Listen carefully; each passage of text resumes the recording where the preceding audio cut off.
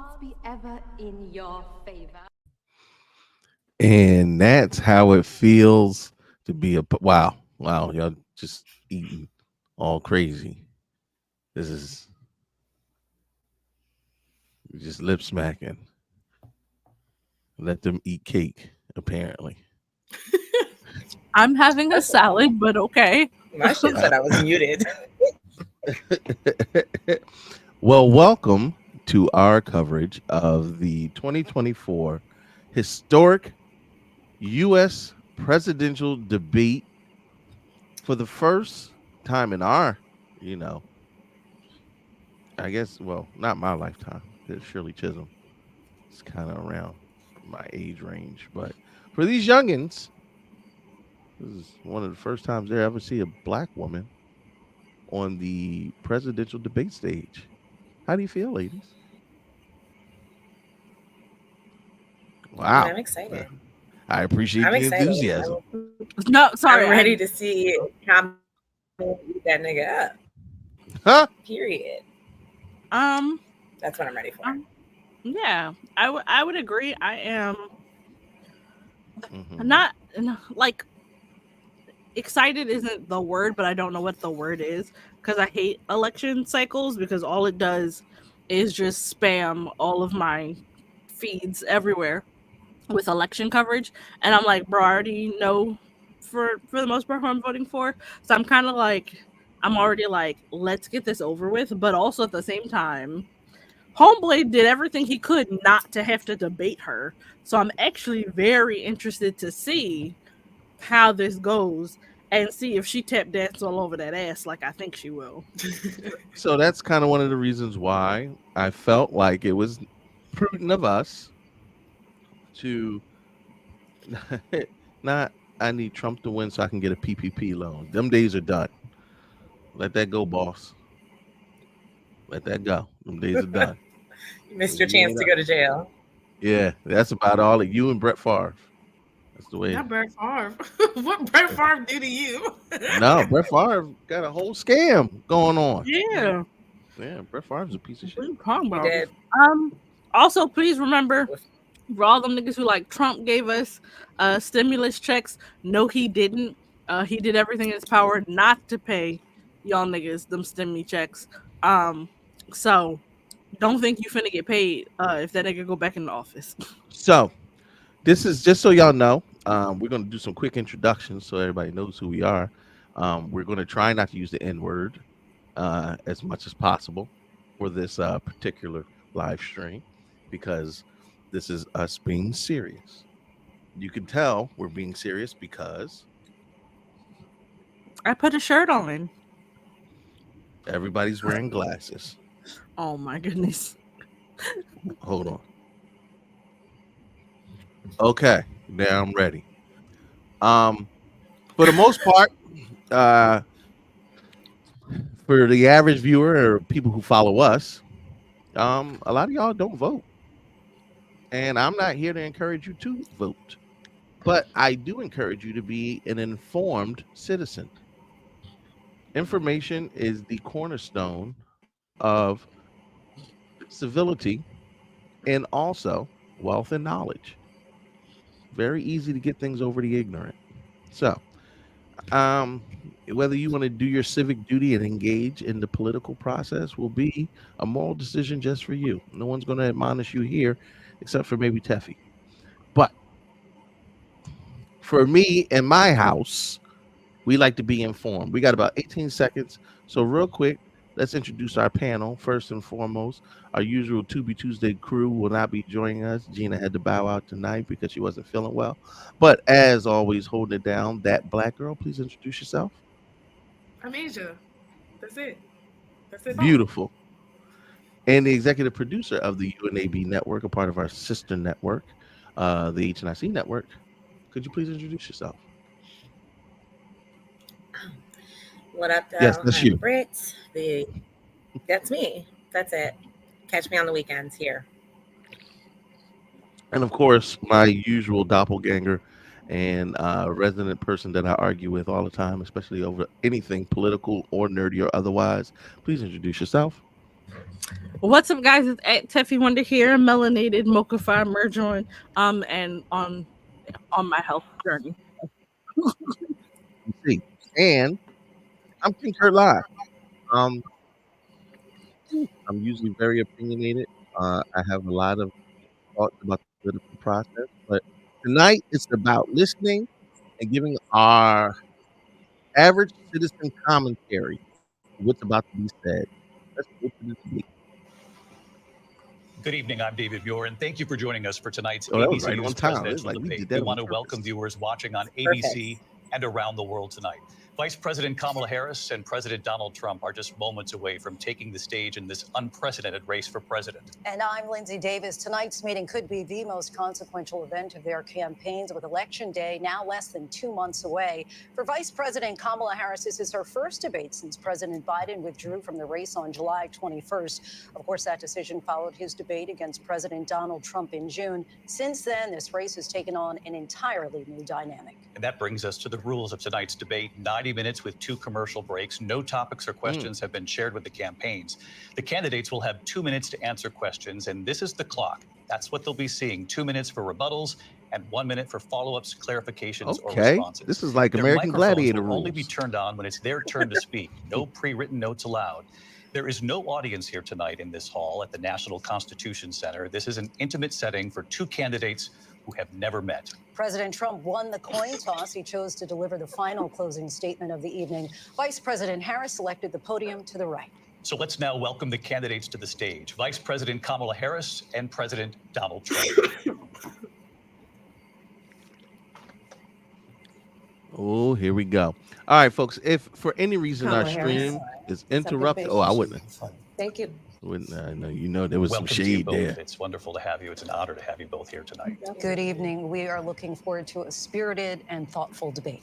So let's get started. She was I want to like, begin tonight with the issue that voters repeatedly say is their number one issue, and that is the economy and the cost of living in this Yeah. country. Vice President Harris, you and President Start with Trump that. were elected 4 years ago, and your opponent on the stage here tonight often asks his supporters, are you better off than you were 4 years ago? When it comes to the economy, do you believe Americans are better off than they were 4 years ago? So I was raised as a middle-class kid, and I am actually the only person on this stage who has a plan that is about lifting up the middle class and working people of America. I believe in the ambition, the aspirations, the dreams of the American people. And that is why I imagine and have actually a plan to build what I call an opportunity economy. Because here's the thing. We know that we have a shortage of homes and housing, and the cost of housing is too expensive for far too many people. We know that young families need support to raise their children, and I intend on extending a tax cut for those families of $6,000, which is the largest child tax credit that we have given in a long time, so that those young families can afford to buy a crib, buy a car seat, buy clothes for their children. My passion, one of them, is small businesses. My mother raised my sister and me, but there was a woman who helped raise us. We call her our second mother. She was a small business owner. I love our small businesses. My plan is to give a $50,000 tax deduction to start up small businesses, knowing they are part of the backbone of America's economy. My opponent, on the other hand, his plan is to do what he has done before, which is to provide a tax cut for billionaires and big corporations, which will result in $5 trillion to America's deficit. My opponent has a plan that I call the Trump sales tax, which would be a 20% tax on everyday goods that you rely on to get through the month. Economists have said that Trump sales tax would actually result for middle-class families in about $4,000 more a year because of his policies and his ideas. That's $350 a about month what should around be about. I can't afford what I got now. middle-class people paying for tax cuts for billionaires. President Trump, I'll give you 2 minutes. First of all, I have no sales tax. That's an incorrect statement. She knows that. We're doing tariffs on other countries. Other countries are going to finally, after 75 years, pay us back for all that we've done for the world. And the tariff will be substantial in some cases. I took in billions and billions of dollars, as you know, from China. In fact, they never took the tariff off because there was so much money they can't. It would totally destroy everything that they've set out to do. They're taking in billions of dollars from China and other places. They've left the tariffs on. When I had it, I had tariffs, and yet I had no inflation. Look, we've had a terrible economy because inflation has. First of all, the which is really not tariffs as a caused the country buster. It fucking breaks up inflation. countries. We have inflation like Yeah. very few people have ever seen before, probably the worst in our nation's history. We were at 21%, but that's being generous because many things are 50, 60, 70, and 80% higher than they were just a few years ago. Right. This has been a Because of disaster for tariffs. people, for the middle class, but for every class. On top of that, we have millions of people pouring into our country from prisons and jails, from mental institutions and insane asylums, and they're coming in and they're taking jobs that are occupied right now by African Americans Black and jobs. Hispanics. The black Here we jobs. And go. also unions. Unions are going to be affected very Bro, soon. they ain't even been You on see what's 30 happening. You minutes. see what's happening with towns throughout the United States. You look at Springfield, Ohio. 30 You seconds. look at Aurora in Colorado. They are taking over the towns. They're taking over buildings. They're going in violently. These are the people that Xi and Biden led into our country, and they're destroying our country. They're dangerous. They're at the highest level of criminality, and we have to get them out. We have to get them out fast. Gaslighting. I created one of gotta the get 'em greatest out. economies in the history of our country. I'll Notice do it neither again one of and them even answered the better. question. We are going to get to immigration and border Creating a security sense during of this debate, urgency. but I would like to let I Vice heard a President bunch of Harris words, but respond no on the real economy. answer. I mean, she Well, was I'd love closer to. than he Let's was. talk about what Donald Trump left us. Donald Trump left us the Why his face worst always look like that? unemployment since the Great Depression. Because he's Donald Trump 87,000 left years us old and the worst Senator public Palpatine. health epidemic in a century. Donald Trump left us the worst attack on our democracy Mm. since the Civil She gave like the And you'll what be we better have in done this is way clean up answer, but Donald not Trump's mess. whether we are better What we off. have 4 done years and what ago I than intend to not. do is build on what we know are the aspirations and the He hopes just of the did American not people. answer But I'm the going to tell you question on at this all. He debate answered a tonight, completely you're different going to hear question. from the same old tired He just playbook. didn't answer the question at all. A bunch of lies, grievances, I'm sure and that's going to name be the calling. theme of the night. for What him. you're going to hear tonight is a detailed and dangerous plan called Project 2025 that the former president intends on implementing if he were elected again. Ooh. I believe very strongly that the Mm-mm. American people want Who you look a at? The president who sniper? understands the importance of bringing us together, knowing we have so much more in common than what separates us. And I pledge to you to be a president for all Americans. President Trump will give you a minute here to respond. Number one, I have nothing to do, as you know, and as she knows better than anyone, I have nothing to do with Project 2025. That's out there. I haven't read it. I don't want to read it purposely. I'm not going to read it. I This think was a you're group lying of to people us. that got together. They I came up don't with care. some ideas. I guess some good, some bad, but Some it good, makes no some- difference. I have nothing to do. Everybody knows Everybody I'm an on open his book. team Everybody has knows read it what or I'm going to do. Cut taxes helped very write it. substantially But and we create a supposed to great believe that you don't economy know what like I Project did before. 2025 is. We had the All right, greatest economy. sir. We got hit with a pandemic. And the pandemic was not You can be since for real at any 1917, time. where 100 million people died. Has there been anything like it? We did a phenomenal job with the What was the pandemic. question again? We handed them over a country where the This is the economy Your and where the rebuttals stock from the market original was question. higher than it was before the better off pandemic 4 came years in. ago than it Nobody's ever seen now anything than like it it. is 4 years We Wait a made minute, hold on. ventilators for the He- entire he world. said We that got they gowns. We handled got COVID masks. well. We did things that Didn't he tell nobody people thought to possible. inject themselves with And bleach? people give me credit for Yeah. rebuilding the military. They give me credit Drink for it. a lot Actually, of things, drink it. but not enough credit for I the thought it great was job we did with the Tide Pods. pandemic. But the only jobs they got were bounce back jobs. These Look, were but jobs. he's not going to talk about bounced all back, the and it rapes and bounced back, murders and it of went to women their in the benefit. military that But was I was the one viral that under his created rule them. during They know it, and COVID, so does and everybody how the else. military President just Harris, I'll let covered you it up, and So how enlistment Donald rates Trump are has no dumb plan. low Hold on, because Pep, of the hold on. stuff he Here- did. here's- And when hold you on, look let at me his economic plan, it's all about tax breaks for the richest people. I am offering what I describe as an opportunity economy, and the best economists in our country, if not the world, have reviewed our relative plans for the future of America. What Goldman Sachs has said is that Donald Trump's plan would make the economy worse. Mine would strengthen the economy. What the Wharton School has said is Donald Trump's plan would actually explode the deficit. 16 Nobel laureates have described his economic plan as something that would increase inflation and by the middle of next year would invite a recession. You just have to look Another one? at where we are and where we stand on the issues. And I'd invite you to know that Donald Trump actually has no plan for you because he is more interested in defending himself than he is in looking out for you. It's just a soundbite. They gave her that to say. That's facts, I though. went to the Wharton School of Finance, and many of those professors, the top professors, think my plan is a brilliant plan. It's a great plan. It's a plan that's going to bring up our worth, our value as a country. It's going to make people want to be able to go and work and create jobs and create a lot of good, solid money for our country. And just to finish off, she doesn't have a plan. She copied Biden's plan, and it's like 4 sentences, like run, spot, run. 4 sentences that are just, oh, we'll try and lower taxes. She doesn't have a plan. Take a look at her plan. She doesn't have a plan. Mr. President, I do want to drill down on something you both brought up. The Vice President brought up your tariffs. You responded, and let's drill down on this, because your plan is what she calls is essentially a national sales tax. Your proposal calls for tariffs, as you pointed out here, on foreign imports across the board. You recently said that you might double your plan, imposing tariffs up to 20% on goods coming into this country. As you know, many economists say that with tariffs at that level, costs are then passed on to the consumer. Vice President Harris has argued it'll mean higher prices on gas, food, clothing, medication, arguing it costs the typical family nearly $4,000 a year. Do you believe Americans can afford higher prices because of tariffs? They're not going to have higher prices. What's going to have, and who's going to have higher prices, is China and all of the countries that have been ripping us off for years. Sir, my I insulin was the costs only like president ever. $300.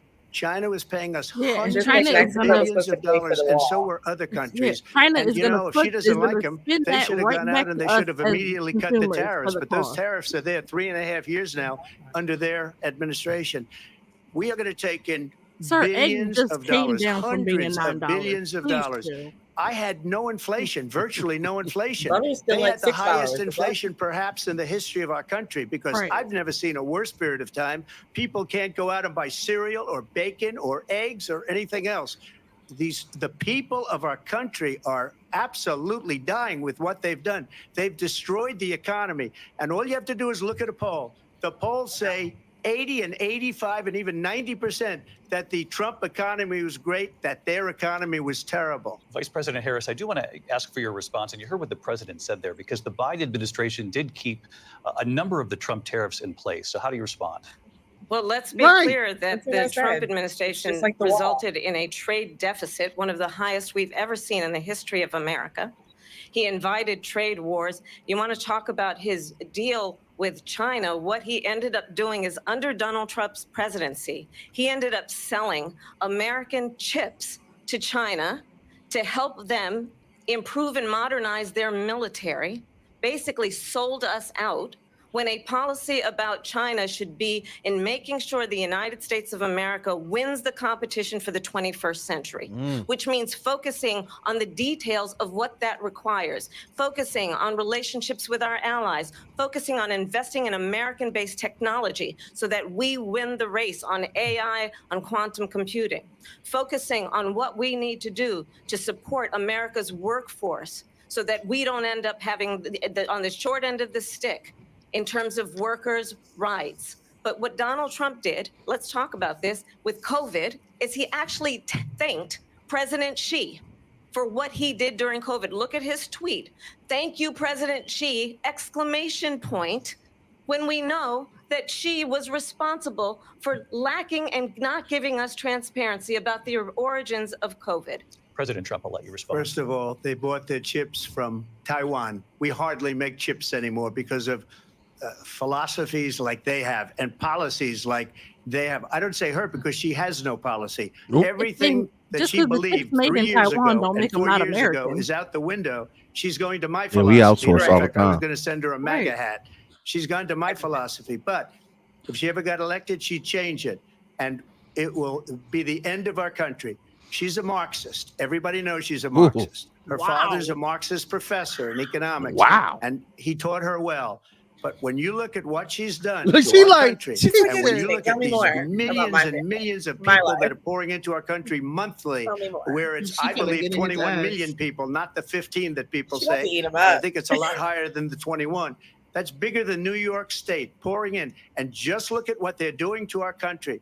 They're criminals. Many of these people coming in are criminals. And that's bad for our economy, too. You know, you mentioned before, we'll talk about immigration later. Well, bad immigration is the worst thing that can happen to our economy. They have, and she has, destroyed our country with policy that's insane. Almost policy that you'd say they have to hate our country. President Trump, thank you. Lindsay? I want to turn to the issue of abortion. President Trump, you've often touted that you were able to kill Roe v. Wade last year. You said that you were proud to be the most pro-life president in American history. Then last month, you said that your administration would be great for women and their reproductive rights. In your home state of Florida, you surprised many with regard to your 6-week abortion ban, because you initially had said that it was too short. And you said, quote, I'm going to be voting that we need more than 6 weeks. But then the very next day, you reversed course and said you would vote to support the 6-week ban. Vice President Harris says that women shouldn't trust you on the issue of abortion because you've changed your position so many times. Therefore, why should they trust you? Well, the reason I'm doing that vote is because the plan is, as you know, the vote is, they have abortion in the 9th month. They even have, and you can look at the governor of West Virginia, the previous governor of West Virginia, not the current governor, is doing an excellent job. Is a miscarriage, the governor before, he said the baby will be born and we will decide what to do with the baby. In other words, we'll execute the baby. And that's why I did that, because that predominates, because they're radical. The Democrats are radical in that. And her vice presidential pick, which I think was a horrible pick, by the way. That is a black woman's face. He is really out of it. But her vice presidential pick says abortion in the 9th month is absolutely fine. He also says execution after birth. It's an execution, no longer abortion, because the baby is born, is okay. And that's not okay with me, hence the vote. But what I did is something for 52 years. They've been trying to get Roe v. Wade into the states. And through the genius and heart and strength of 6 Supreme Court justices, we were able to do that. Now, I believe in the exceptions for rape, incest, and life of the mother. I believe strongly in it. Ronald Reagan did also. 85% of Republicans do. Exceptions. No, they Very don't. important. But we were able to get it, and now states are voting on it. And for the first time, you're going to see, look, this is an issue that's torn our country apart for 52 years. Every legal scholar, every Democrat, every Republican, liberal, conservative, they all wanted this issue to be brought back to the states where the people could vote. And that's what happened. Now, and the Ohio, states are stripping the rights even more. Liberal. Kansas, the vote was somewhat liberal, much more liberal than people would have thought. Yeah. But each individual state is voting. It's the vote of the people now. It's not tied up in the federal government. Of a bunch of men telling women about their bodies. It took courage to do it. And the Supreme Court had great courage in doing it. And I give tremendous credit to those 6 justices. There is no state in this country where it is legal to kill a baby after it's born. Madam Vice President, I want to get your response to that. You're going to hear a bunch of lies, and that's not actually a surprising fact. Let's understand how we got here. Donald Trump hand-selected 3 members of the United States Supreme Court with the intention that they would undo the protections of Roe v. Wade.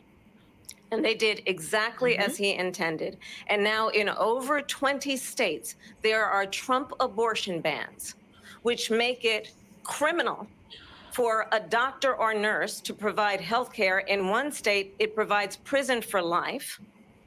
Trump abortion bans that make no exception even for rape and incest, which understand what that means. A survivor of a crime, a violation to their body, does not have the right to make a decision about what happens to their body next. That is immoral. And one does not have to abandon their faith or deeply held beliefs to agree. The government, and Donald Trump certainly, should not be telling a woman what to do with her body. I have talked with women around our country. You want to talk about this is what people wanted? Pregnant women who want to carry a pregnancy to term, suffering from a miscarriage, being denied care in an emergency room because the healthcare providers are afraid they might go to jail, and she's bleeding out in a car in the parking lot. She didn't want that. Her husband didn't want that. He ain't even budge. A 12 or 13-year-old survivor of incest being forced to carry a pregnancy to term. They don't want that. Also, And late-term I pledge to abortions, you, what he's talking when about, happen Congress less than passes a bill 3% of the to put back cases, in place and the they're protections of Roe v. Wade, always as in like President of the families where United the States, I people will actually proudly wanted them. sign People it don't have late-term into abortions law. because they But don't want the baby. understand, They have if late-term Donald Trump abortions were because to be the reelected, baby is no Wait a he minute, longer would hold on, sign a viable. national I can't abortion what you're ban. saying. Understand, in his Project 2025, there would be a national abortion, a monitor that would be monitoring your pregnancies, your miscarriages. I think the American people believe that certain freedoms, in particular the freedom to make decisions about one's own body, should not be made by the government.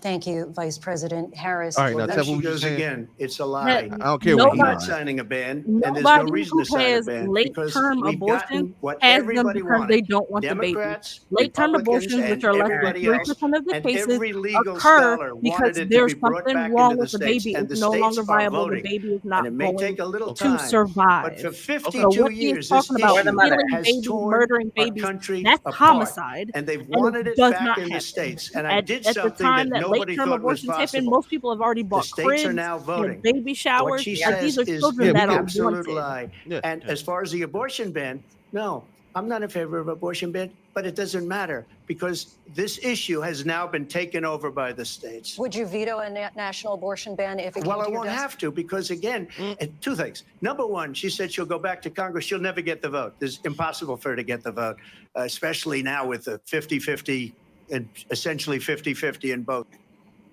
Oh, no. What happened? Come close to it. So it's just talk. You know what it reminds me of when they said they're going to get student loans terminated, and it ended up being a total catastrophe. Oh, The student loans, and then you're not her, wrong I about that, think though. probably her boss, if you call him a boss, he spends all his time on the beach. But look, her boss went out and Wasn't said, he we'll always do it at again. We'll Mar-a-Lago? do it a different way. And he went out, He got was rejected never at his again job. by the Sir, what Supreme are you Court. talking about? So all the students got taunted with this whole thing about this whole idea. And how unfair that would have been, part of the reason they lost, to the millions and millions of people that had to pay off their student loans. They didn't get it for free. But they were saying it's the same way that they talked about that they talk about abortion. But if I could just get a yes or no, because your running mate, J.D. Vance, has said that you would veto it if it did come to your desk. Well, I didn't discuss it with JD, in all fairness. JD, You didn't discuss it. And I don't mind if he has a certain view, but I think he was speaking for me, but I really didn't. Look, we don't have to discuss it because she'd never be able to get it, just like she couldn't get student loans. They couldn't get student loans. They didn't even come close to getting student loans.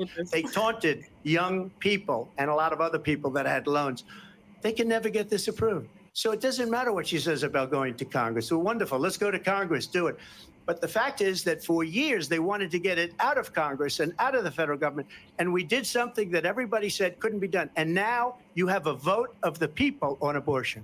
Vice President Harris, I want to give you your time to respond, but I do want to ask, would you support any restrictions on a woman's right to an abortion? I absolutely support reinstating the protections of Roe v. Wade. And as you rightly mentioned, nowhere in America is a woman carrying a pregnancy to term and asking for an abortion. That is not happening. It's insulting to the women of America. And understand what has been happening under Donald Trump's abortion bans. Couples who pray and dream of having a family are being denied IVF treatments. What is happening in our country? Working people, working women who are working one or two jobs, who can barely afford childcare as it is, have to travel to another state to get on a plane sitting next to strangers, to go and get the health care she needs. Barely can afford to do it, and what you are putting her through is unconscionable. And the people of America have not, the majority of Americans believe in a woman's right to make decisions about her own body, and that is why in every state where this issue has been on the ballot, in red and blue states both, the people of America have voted for freedom. Vice President Harris, Excuse me, I thank have you. to respond. Another lie. It's another lie. I have been a leader on IVF, which is fertilization. The IVF, I have been a leader. In fact, when they got a very negative decision on IVF from the A Alabama leader on courts. what though? I saw the people of Alabama and the legislature 2 days later voted it in. I've been a leader on it. They know that, and everybody else knows it. I have been a leader on fertilization, IVF. And the other thing, you should ask, will she allow abortion in the 8th month, 9th month, 7th month? Okay, would you do that? Thing. Why don't you ask her that Why question? don't you That's answer the the question? problem. Would you Because veto? under Roe v. Answer Wade, the question. Would you veto? you could do abortions in the 7th month, the 8th month, the 9th That's month, not true. and probably after birth. Just look at the former governor of probably. Virginia. The governor of Virginia said, we put the baby aside and then we determine what we want to do with the baby. President Trump, thank you. We're going to turn How now much to conviction immigration Virginia and would border tell me what security. to We do. know it's an issue that's important to Republicans, Democrats, voters across the board in this country. Vice President Harris, you were tasked by President Biden with getting to the root causes of this is where it's migration gonna from get Central rough. America. We know that illegal border crossings reached a record high in the Biden administration. This past June, President Biden imposed tough new asylum restrictions. We know the numbers since then have dropped significantly. But You my don't. question to you tonight This is, is the why did the falsehood. administration wait until 6 months Murder. before the election to act? Yeah, And would you have literal done murder. anything differently from President Biden on this? So I'm the only person on this stage who has prosecuted transnational criminal organizations for the trafficking of guns, drugs, and human beings. And let me say that the United States Congress, including some of the most conservative members of the United States Senate, came up with a border security bill, which I supported. And that bill would have put 1,500 more border agents on the border to help those folks who are working there right now overtime, trying to do their job. It would have allowed us to stem the flow of fentanyl coming into the United States. I know there are so many families watching tonight who have been personally affected by the surge of fentanyl in our country. That bill would have put more resources to allow us to prosecute transnational criminal organizations for trafficking in guns, drugs, and human beings. But you know what happened to that bill? Donald Trump got on the phone, called up some folks in Congress, and said, kill the bill. And you know why? Because he'd prefer to run on a problem instead of fixing a problem. And understand, this comes at a time where the people of our country actually need a leader who engages in solutions, who actually addresses the problems at hand. But what we have in the former president is someone who would prefer to run on a problem instead of fixing a problem. And I'll tell you something, he's going to talk about immigration a lot tonight, even when it's not the subject that is being raised. And I'm going to actually do something really unusual, and I'm going to invite you to attend one of Donald Trump's rallies, because it's a really interesting thing to watch. You will see during the course of his rallies, he talks delusion. about fictional characters like Hannibal Lecter. He will talk about windmills cause cancer. And what you will also notice is that people start leaving his rallies early out of exhaustion and boredom. And I will tell you, the one thing you will not hear him talk about is you. You will not hear him talk about your needs, your dreams, and your desires. And I'll tell you, I believe you deserve a president who actually puts you first. And I pledge to you that I will. Vice President Harris, thank you. President Trump, on that point, I want to get your response. Well, I would like to respond. Let me just ask, though, why He did said, you try to kill You're that gonna bill, be and successfully so? That would have put thousands of additional agents and officers on the border. First, let me respond as to the Please. rallies. She said people start leaving. People don't go to her rallies. There's no reason to go. And the people that do go, she's bussing them in and paying them to be there and then showing them in a different light. So she can't talk about that. People don't leave my rallies. We have the biggest rallies, the most incredible rallies in the history here of we go. politics. That's because people want to take. Sir, please their stop, country because back. that rally down at the Leah It's Core being Center, lost. We're failing. them nation. folks was out It there. happened 3.5 years ago. And what's going on here, you're going to end up in World War III, just to go into another subject. What they have done to our country by allowing these millions and Just to go to millions another of people to come to our What's the country, question at and look hand? at what's happening to the towns all over the United States. And a lot of towns don't want to talk. It's not going to be Aurora or Springfield. A lot of towns don't want to talk about it because they're so embarrassed by it. In Springfield, they're eating the dogs, the people that came in. They're eating the cats. They're eating the pets of the people I that saw live. this. I saw this earlier. This is what's happening in our country, and it's a shame. As far as rallies are concerned, as far as the reason they go is they like what I say. They want to bring our country back. They want to make America great again. It's a very simple phrase, make America great again. She's destroying this country. And if she becomes president, this country doesn't have a chance of success. Not only success, we'll end up being Venezuela on steroids. I just want to clarify here. You bring up Springfield, Ohio, and ABC News did reach out to the city manager there. He told us there have been no credible reports of specific claims of pets being harmed, injured, or abused by individuals within the immigrant community. Well, I've seen people on television. Let me just say here, this is the people on television say my dog was taken and used for food. So you believe what you saw on television? That's a good thing to say for a city manager. I'm not taking this from television. But the people on television saying their dog was eaten by people that went there. Again, the Springfield city manager says there's no evidence of that. Vice President Harris, I'll let you respond to the rest of what you've heard. You talk about extreme. This is, I think, one of the reasons why in this election, I actually have the endorsement of 200 Republicans who have formerly worked with President Bush, Mitt Romney, and John McCain, including the endorsement of former Vice President Dick Cheney and Congress member Liz Cheney. Woo. And if you want to really know the inside scoop on who the former president is, if he didn't make it clear already, just ask people who have worked with him. His former chief of staff, a 4-star general, has said he has contempt for the Constitution of the United States. His former national security advisor has said he is dangerous and unfit. His former Secretary of Defense has said the nation, the Republic, would never survive another Trump term. And when we listen to this kind of rhetoric, when the issues that affect the American people are not being addressed, I think the choice is clear in this election. President Trump, I'll give you a quick minute to respond here. Here we go. You, because when I hear that, see, I'm a different kind of a person. I fired most of those people. Not so graciously. They did bad things or a bad job.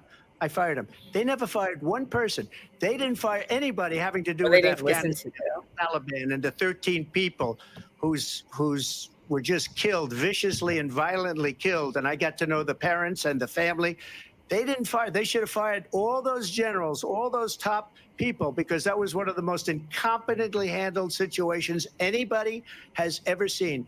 So when somebody does a bad job, I fire him. And you take a guy like Esper, he was no good, I fired him. So he writes a book. Another one writes a book, because with me, they can write reality TV show, sir. But they have done such a poor job, and they never fire anybody. Look at the economy. Look at the inflation. They didn't fire any of their economists. They have the same people. That's a good way not to have books written about you. But just to finish, I got more votes than any Republican in history by far. In fact, I got more votes than any president, sitting president in history by far. Let me continue on immigration. It was what you wanted to talk about earlier, so let's get back to your deportation proposal that the Vice President has reacted to as well. President Trump, you call this the largest domestic deportation operation in the history of our country. You say you would use the National Guard. You say if things get out of control, you'd have no problem using the U.S. military. Yes. You also said you would use local police. Use the National Guard how would you deport 11 million undocumented immigrants? I know you believe that number is much higher. Take us through this. What does this look like? Will authorities be going door to door in this country? Yeah, it is much higher because of them. They allowed criminals, many millions of criminals. They allowed terrorists. They allowed common street criminals. They allowed people to come in, drug dealers, to come into our country. And they're now in the United States and told by their countries like Venezuela, don't ever come back or we're going to kill you. Do you know that crime in Venezuela and crime in countries all over the world is way down? You know why? Because they've taken their criminals off the street and they've given them to her to put into our country. And this will be one of the greatest mistakes in history for them to allow. And I think they probably did it because they think they're going to get votes, but it's not worth it. He because always they're destroying the fabric of our country by what they've done. There's never been anything done like this at all. They've destroyed the fabric of our country. Millions of people let in, and all over the world, crime is down all over the world except here. Crime here is up and through the roof. Despite their fraudulent statements that they made, crime in this country is through the roof. This and is we how have everybody a new form feels. of crime. It's called migrant crime, and it's happening at levels that nobody thought possible. President Trump, as you know, the FBI says Migrant overall crimes, violent is that crime what is he actually said? down in this country. Yeah. But Excuse me, the Harris, FBI You mean defrauded- like how that police officer killed that boy sitting outside the hotel minding his business? It didn't include the cities with the worst crime. It was a fraud. Just like their number of 818,000 jobs that they said they created turned out to be a fraud. President Everything's Trump. fake news. President Harris. Well, I think this is so rich coming from someone who has been prosecuted for Ah! national security Period. crime, economic crime, election interference, has been found Go liable off. for sexual assault, and his next big court appearance Period. is in November at his own criminal sentencing. And let's be clear where each person stands on the issue of what is important about respect for the rule of law and respect for law enforcement. The former vice president called for defunding federal law enforcement, 45,000 agents, get this, on the day after he was arraigned on 34 felony counts. So let's talk about what is important in this race. It is important that we move forward, that we turn the page on this same old tired rhetoric and address the needs of the American people, address what we need to do about the housing shortage, which I have a plan for, address what we must do to support our small businesses, address bringing down the price of groceries. But frankly, the American people are exhausted with this same old tired playbook. Vice President Harris, thank you. Excuse me. No. Every one of those cases was started by them against their First of political all, he gets opponent. his chance And I'm to winning most have of his them, and I rebuttal will win the regardless. rest on appeal. And you saw that with the decision that should came come up down with just recently from the means and Supreme mistakes on- Court. He I'm wants to winning follow most up of them. on everything. But those are cases, it's called weaponization. Never happened in this country. They weaponized the Justice Department. Every one of those cases was involved with the DOJ, from Atlanta and Fani Willis to the Attorney General of New York and the DA in New York. Every one of those cases.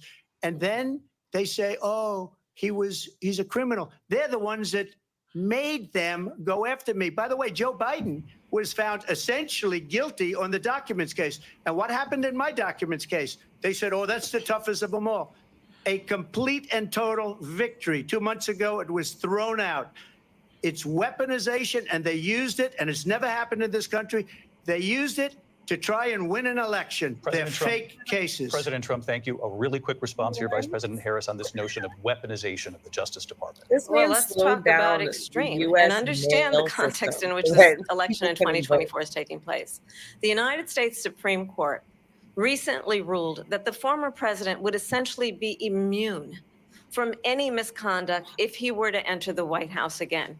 Understand, this is someone who has openly said he would terminate, I'm quoting, terminate the Constitution of the United States, that he would weaponize the Department of Justice against his political enemies.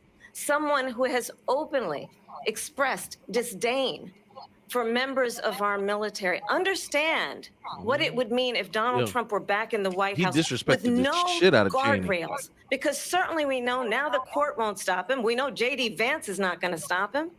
It's up to the American people. Vice President stop Harris, him. thank you. Lindsay? Vice President Harris, in your last run for president, We got to This is the continue one here. that weaponized, not me. She weaponized. Oh, my I God. probably took a bullet to the head because of the things that they say about me. Bruh. They talk about Yes. democracy. I'm a threat to democracy. Bullet They're to the the head. I threat wish you- to democracy with a President fake Trump. Russia We do investigation have a lot to that get- went nowhere. We have a lot to get to. Lindsay? Vice President Harris, in your last run for president, you said you wanted to ban fracking. Now you don't. You wanted mandatory government buyback programs for assault weapons. Now your campaign says you don't. You supported decriminalizing border crossings. Now you're taking a harder line. I know you say that your values have not changed. So then why have so many of your policy positions changed? So my values have not changed, and I'm going to discuss every at least every point that you've made. But in particular, let's talk about fracking because we're here in Pennsylvania. I made that very clear in 2020. I will not ban fracking. I have not banned fracking as Vice President of the United States. And in fact, I was the tie-breaking vote on the Inflation Reduction Act, which opened new leases for fracking. My position is that we have got to invest in diverse sources of energy so we reduce our reliance on foreign oil. We have had the largest increase in domestic oil production in history because of an approach that recognizes that we cannot over-rely on foreign oil. As it relates to my values, let me tell you, I grew up a middle-class kid raised by a hardworking mother who worked and saved and was able to buy our first home when I was a teenager. The values I bring to the importance of home ownership, knowing not everybody got handed $400 million on a silver platter and then filed bankruptcy 6 times, is a value that I bring to my work to say we are going to work with the private sector and home builders to increase 3 million homes, increase by 3 million homes by the end of my first term. My work that is related to having a friend when I was in high school who was sexually assaulted by her stepfather. And my focus then on protecting women and children from violent crime is based on a value that is deeply grounded in the importance of standing up for those who are most vulnerable. My work that is about protecting Social Security and Medicare is based on long-standing work that I have done, protecting seniors from scams. My values have not changed. And what is important is that there is a president who actually brings values and a perspective that is about lifting people up and not beating people down. Ooh. And name calling. The true measure of the leader is the leader who actually understands the strength is not in beating people down, it's in lifting people up. I intend to be that president. President Trump, your Well, response? first of all, I wasn't given $400 million. I wish I was. My father was a Brooklyn builder, Brooklyn, Queens, and a great father, and I learned a lot from him. But I was given a fraction of that, a tiny fraction, and I built it into many, many billions of dollars, many, many billions. And when people see it, they are even surprised. $100 million is still So more we don't than have to most talk people about get. that. Fracking, she's been against it for 12 years. Defund the police, she's been against that forever. She gave all that stuff up very wrongly, very horribly, and everybody's laughing at it, okay? They're all laughing at it. She gave up at least 12 and probably 14 or 15 different policies. Like, she was big on defund the police. In Minnesota, she went out, wait a minute, I'm talking now. Ooh. If you don't mind, please. Does that sound familiar? Ooh. She went out in Minnesota and wanted to let criminals that killed people, that burned down Minneapolis, she went out and raised money to get them out of jail. She did things that nobody would ever think of. Now she wants to do transgender operations on illegal aliens that are in prison. This is a radical left liberal that would do this. She wants to confiscate your guns, and she will never allow fracking in Pennsylvania. If she won the election, fracking in Pennsylvania will end on day one. Just to finish one Fracking thing, is also so not important good in for my the opinion. environment, so that's like So fine. I got the oil business going like nobody has ever done before. When they took over, they got rid of it, started getting rid of it, and the prices were going up the roof. They immediately let these guys go to where they were. I would have been 5 times, 4 times, 5 times higher, because you're talking about 3.5 years ago. They got it up to where I was because they had no choice, because the prices of energy were quadrupling and doubling. You saw what happened to gasoline. So they said, let's go back to Trump. But if she won the election, the day after that election, they'll go back to destroying our country, and oil will be dead. Fossil fuel will be dead. We'll go back to windmills, and we'll go back to solar, where they need a whole desert to get some energy to come out of it. You ever see a solar plant? It's terrible By the way, for the I'm a big fan environment. of solar, but they take 400, 500 acres of desert President soil. Trump, we have a These lot are of not good issues things that we for the have to get to. environment, as We're she out of time. understands. Thank you. Lindsay, thank you. We have an election in just 56 days. And I want to talk about the peaceful transfer of power, which, of course, we all know is a cornerstone of our democracy, and the role of a president in a moment of crisis. Mr. President, on January 6th, you told your supporters to march to the Capitol. You said you would be right there with them. The country and the world saw what played out at the Capitol that day, the officers coming under attack. Aides in the West Wing say you watched it unfold on television off the Oval Office. You did send out tweets, but it was more than 2 hours before you sent out that video message telling your supporters to go home. Is there anything you regret about what you did on that day? You just said a thing that isn't covered. Peacefully and patriotically, I said during my speech, not later on. Peacefully and patriotically. And nobody on the other side was killed. Ashley Babbitt was shot by an out-of-control police officer that should have never, ever shot her. It's a disgrace. But we didn't do this group of people that have been treated so badly. I ask, what about all the people that are pouring into our country and killing people that she allowed to pour in? She was the border czar. Remember that. She was the border czar. She doesn't want to be called the border czar because she's embarrassed by the border. In fact, she said at the beginning, oh, I'm surprised you're not talking about the border yet. That's because she knows what a bad job they've done. What about those people? When are they going to be prosecuted? When are these people from countries all over the world, not just South America? They're coming in from all over the world, David, all over the world. And crime rates are down all over the world because of it. But let me just when are those, David, when are those people going to be prosecuted? When are the people that burned down Minneapolis going to be prosecuted? Or in Seattle? They went into Seattle. They took over a big percentage of the city of Seattle. When are those people going to be prosecuted? But let me just ask you. You might ask her that question. You were the president. You were watching it unfold on television. It's a very simple question as we move forward toward another election. Is there anything you regret about what you did on that day? Yes or no? I had nothing to do with that other than they asked me to make a speech. I showed up for a speech. I said, I think it's going to be big. I went to Nancy Pelosi and the mayor of Washington, D.C., and the mayor put it back in writing, as you know. I said, you know, this is going to be a very big rally or whatever you want to call it. And again, it wasn't done by me. It was done by others. I said, I'd like to give you 10,000 National Guard or soldiers. They rejected me. Nancy Pelosi rejected me. It was just 2 weeks ago. Her daughter has a tape of her saying she is fully responsible for what happened. They want to get rid of that tape. It would have never happened if Nancy Pelosi and the mayor of Washington did their jobs. I wasn't responsible for security. Nancy Pelosi was responsible. But you were responsible for inciting it. The question was about you as president, not about former Speaker Pelosi. But I do want Vice President Harris to respond here. To have the National Guard. I was at the Capitol on January 6th. The mayor does not. I was the vice president-elect. I was also an acting senator. I was there.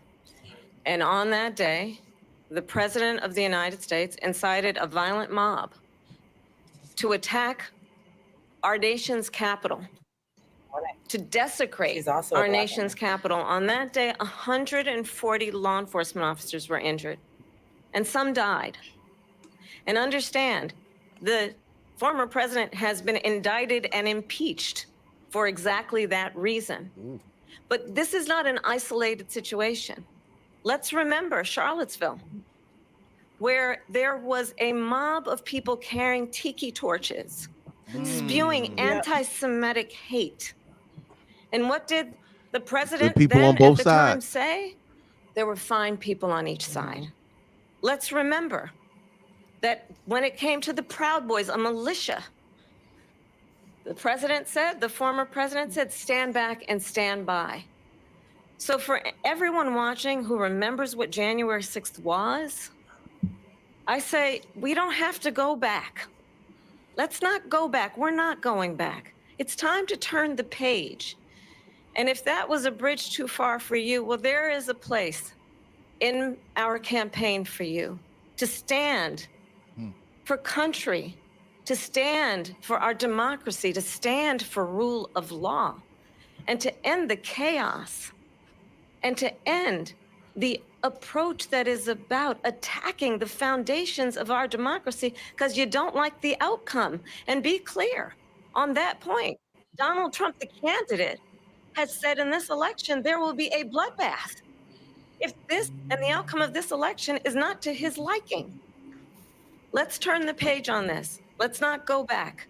Let's chart a course for the future and not go backwards to the past. Let me just follow up here. Yo, he was loved a talking about the different term, microphone. and it was a term that related to energy because they have destroyed our energy business. That was where bloodbath was. Also, on Charlottesville, that story has been, as you would say, debunked. Laura Ingraham, Sean Hannity, Jesse, all of these people, they covered it. If they go an extra sentence, they will see it was perfect. It was debunked in almost every newspaper, but they still bring it up, just like they bring 2025 up. They bring all of this stuff up. I ask you this, you talk about the Capitol. Why are we allowing these millions of people to come through on the southern border? How come she's not doing anything? And I'll tell you what I would do, and I would be very proud to do it. I would say we would both leave this debate right now. I'd like to see her go down to Washington, D.C. during this debate because we're wasting a lot of time. Go down to, because she's been so bad, it's so ridiculous. Go down to Washington, D.C. and let her sign a bill to close up the border because they have the right to do it. They don't need bills. They have the right to do it. Sir, that's not what she was talking about now. You'll wake them up at 4 o'clock in the afternoon. You'll say, come on down to the office. Let's sign a bill. If he signs a bill that the border is closed, all he has to do is say it to the Border Patrol, who are phenomenal. If they do that, the border is closed. Mr. Those President, people are killing many people, unlike J6. We talked immigration here tonight. I do want to focus on this next issue to both of you. Sir. It brings us this into focus, truth in these times that we're living in. Mr. President, for 3.5 years after you lost the 2020 election, you repeatedly falsely claimed that you won, many times saying you won in a landslide. In the past couple of weeks leading up to this debate, you have said, quote, you lost by a whisker, that you, quote, didn't quite make it, that you came up a little bit short. I said that? Are you now acknowledging that you lost in 2020? No, I don't acknowledge that at all. But I you said did that say sarcastically. But You know those- that. It was said, oh, we lost by a whisker. That was said sarcastically. Look, there's so much proof. All you have to do is look at it. And they should have sent it back to the legislatures for approval. I got almost 75 million votes, the most votes any sitting president has ever gotten. I was told if I got 63, which She was looking what at I got him in like, 2016, nigga, what math is you can't be doing? beaten. The election, people should never be thinking about it. An election is fraudulent. We need two things. We need walls. And we have to have it. We have to have borders, and we have to have good elections. Our elections are bad. And a lot of these illegal immigrants coming in, they're trying to get them to vote. They can't even speak English. They don't even know what country they're in practically. And these people are trying to get them to vote. And that's why they're allowing them to come into our country. I did watch all of these pieces of video. I didn't detect Illegal the sarcasm, immigrants lost can't by a whisker. vote, We didn't baby. quite make it.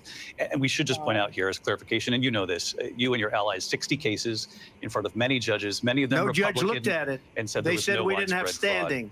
That's the other thing. They said we didn't have standing, a technicality. Can you imagine a system where a person in an election doesn't have standing? The president of the United States doesn't have standing. That's how we lost. Yes, If because look you at have the to facts, and I'd conform love have to the you legal do a system. special on it. I'll show you Georgia, and I'll show you Wisconsin, and I'll show you Pennsylvania, and I'll show you. We have so many facts and statistics, but you know what? That doesn't matter because we have to solve the problem that we have right now. That's old He news. went to the And the Delulu problem that School we of have poli- right now of poli is we sci. have a nation in decline, and they have put it into decline. We have a nation that is dying, David. Mr. President, thank you. Vice President Harris, you heard the president there tonight. He said he didn't say that he lost by a whisker. So he still believes he did not lose the election that was won by President Biden and yourself. I wish they But I could do want to pull ask you stuff about up on something their that's come up in the phones last couple and of be days. like, This was "This a not post from you?" President Trump about this upcoming election just weeks It's ago. not He said, you, when I it's win, those people who cheated, and then he lists donors, say that? voters, election You say that? officials, he says will be prosecuted to the mean? fullest That- extent of the law, This is you, which will right? include long-term prison sentences. It was just sarcastic. One of your campaign's top lawyers responded saying, we won't let Donald Trump intimidate us. We won't let him suppress the vote. Is that what you believe he's trying to do here? Donald Trump was fired by 81 million people. So let's be clear about that. I And am. clearly he is having a very difficult time processing that. But we cannot afford to have a president of the United States who attempts, as he did in the past, to upend the will of the voters in a free and fair election.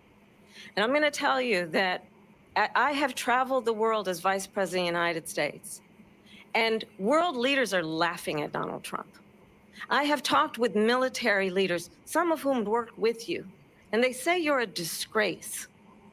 And when you then talk in this way in a presidential debate and deny what over and over again are court cases you have lost because you did, in fact, lose that election, it leads one to believe that perhaps we do not have in the candidate to my right the temperament or the ability to not be confused about fact. That's deeply troubling, and the American people deserve better. I'll give you 1 minute to respond, Mr. President. Let me just say about world leaders. Viktor Orban, one of the most respected men, they call him a strong man. He's a tough person, smart. Prime Minister of Hungary. They said, why is the whole world blowing up? 3 years ago, it wasn't. Why is it blowing up? He said, because you need Trump back as president. They were afraid of him. China was afraid, and I don't like to use the word afraid, but I'm just quoting him. China was afraid of him. North Korea was afraid of him. Look at what's going on with North Korea, by the way. He said Russia was afraid of him. I ended the Nord Stream 2 pipeline, and Biden put it back on day one, but he ended the XL pipeline. The XL pipeline in our country, he ended that. But he let the Russians build a pipeline going all over Europe and heading into Germany, the biggest pipeline in the world. Look, Viktor Orban said it. He said the most respected, most feared person is Donald Trump. We had no problems when Trump was president. But when this weak, pathetic man You should have that you reported saw that. at a debate just a few months ago, that if he weren't in that Who debate, are he'd be these running niggas? instead of her. She got no votes. He got 14 million votes. What you did, you talk about a threat to democracy. He got 14 million votes, and they threw him out of office. And you know what? I'll give you a little secret. He hates her. He can't stand her. But Mr. he President. got 14 million votes. They threw him out. She got 0 votes. And when she ran, she was the first one to got leave 0? because she failed. And now she's running. I don't understand it, but Mr. I'm okay President, with it Mr. because President, your time I is up. think we're Thank going to you. do very well. We've got a lot more to get to. Turning now Yes. to the Israel-Hamas war and the hostages who are still being held, Americans among them. Vice President Harris, in December, you said, quote, Israel has a right to defend itself, but you added, quote, it matters how, saying international humanitarian law must be respected. Israel must do more to protect innocent civilians. You said that 9 months ago. Now an estimated 40,000 Palestinians are dead. Nearly 100 hostages remain. Just last week, Prime Minister Benjamin Netanyahu said there's not a deal in the making. President Biden has not been able to break through the stalemate. How would you do it? Well, let's understand how we got here. On October 7, Hamas, a terrorist organization, slaughtered 1,200 Israelis. Many of them young people who were simply attending a concert. Women were horribly raped. And so absolutely, I said then, I say now, Israel has a right to defend itself. We would. And how it does so matters. Because it is also true, far too many innocent Palestinians have been killed. Children, mothers. What we know is that this war must end. It must end immediately, and the way it will end is we need a ceasefire deal and we need the hostages out. No, you And need so we will continue to sanctions. work Put around the clock sanctions on against your that. buddy Israel. Work around the clock, also understanding be that for we real. must chart a course for a two-state solution. And in that solution, there must be security for the Israeli people and Israel, and in equal measure for the Palestinians.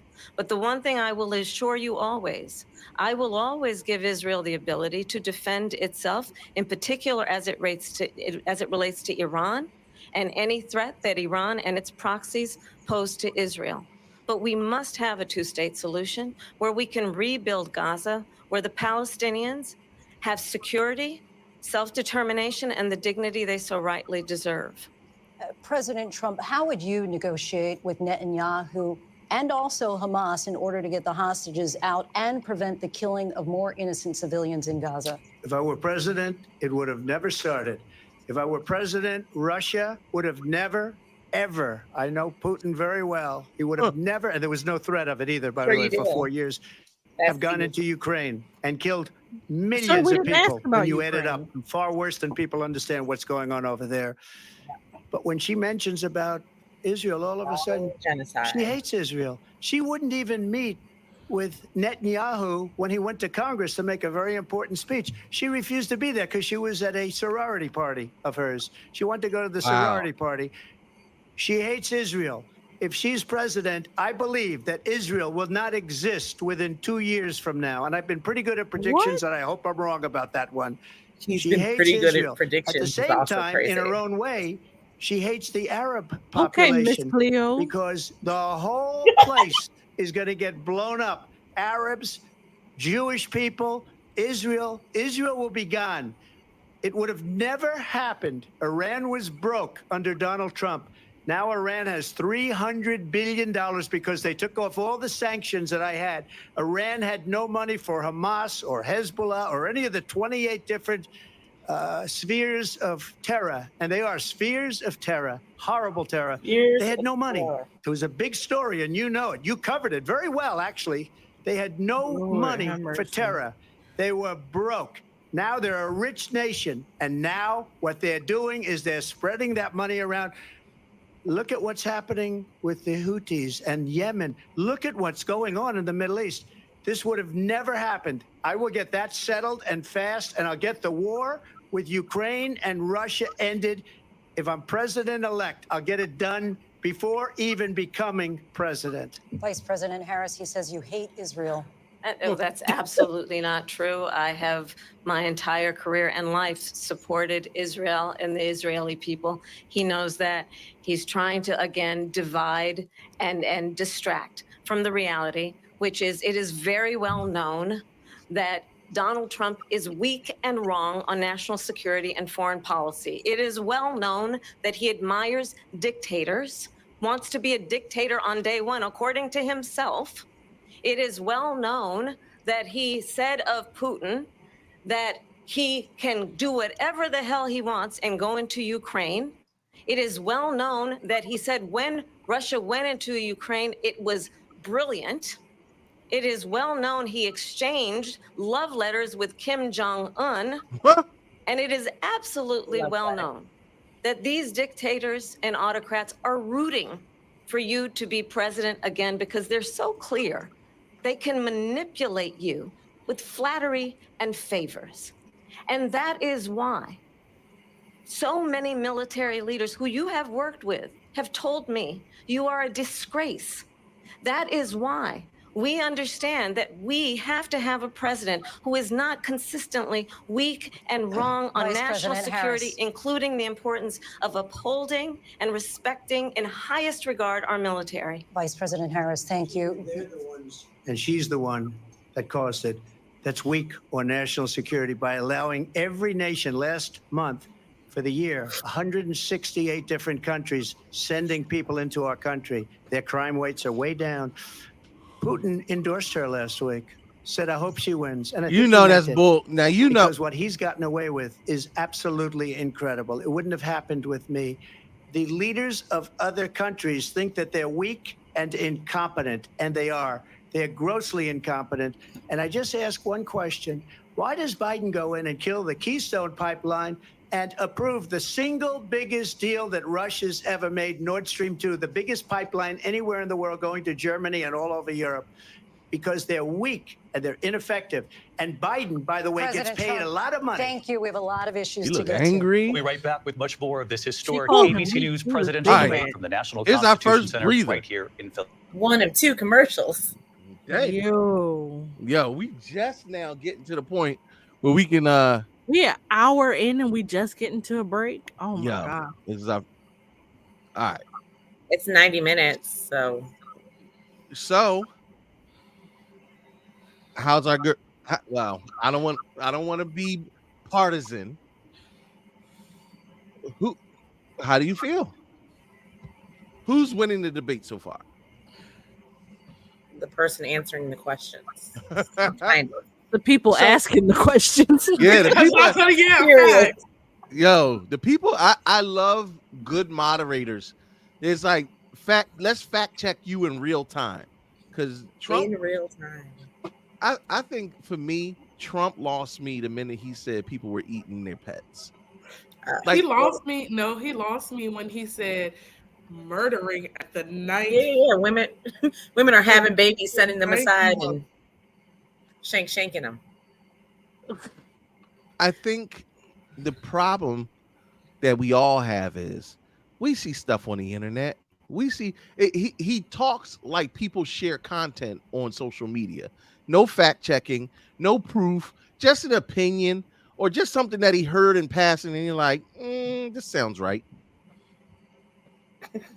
But does it sound right? It don't matter if it sound right if it fits your agenda. Right.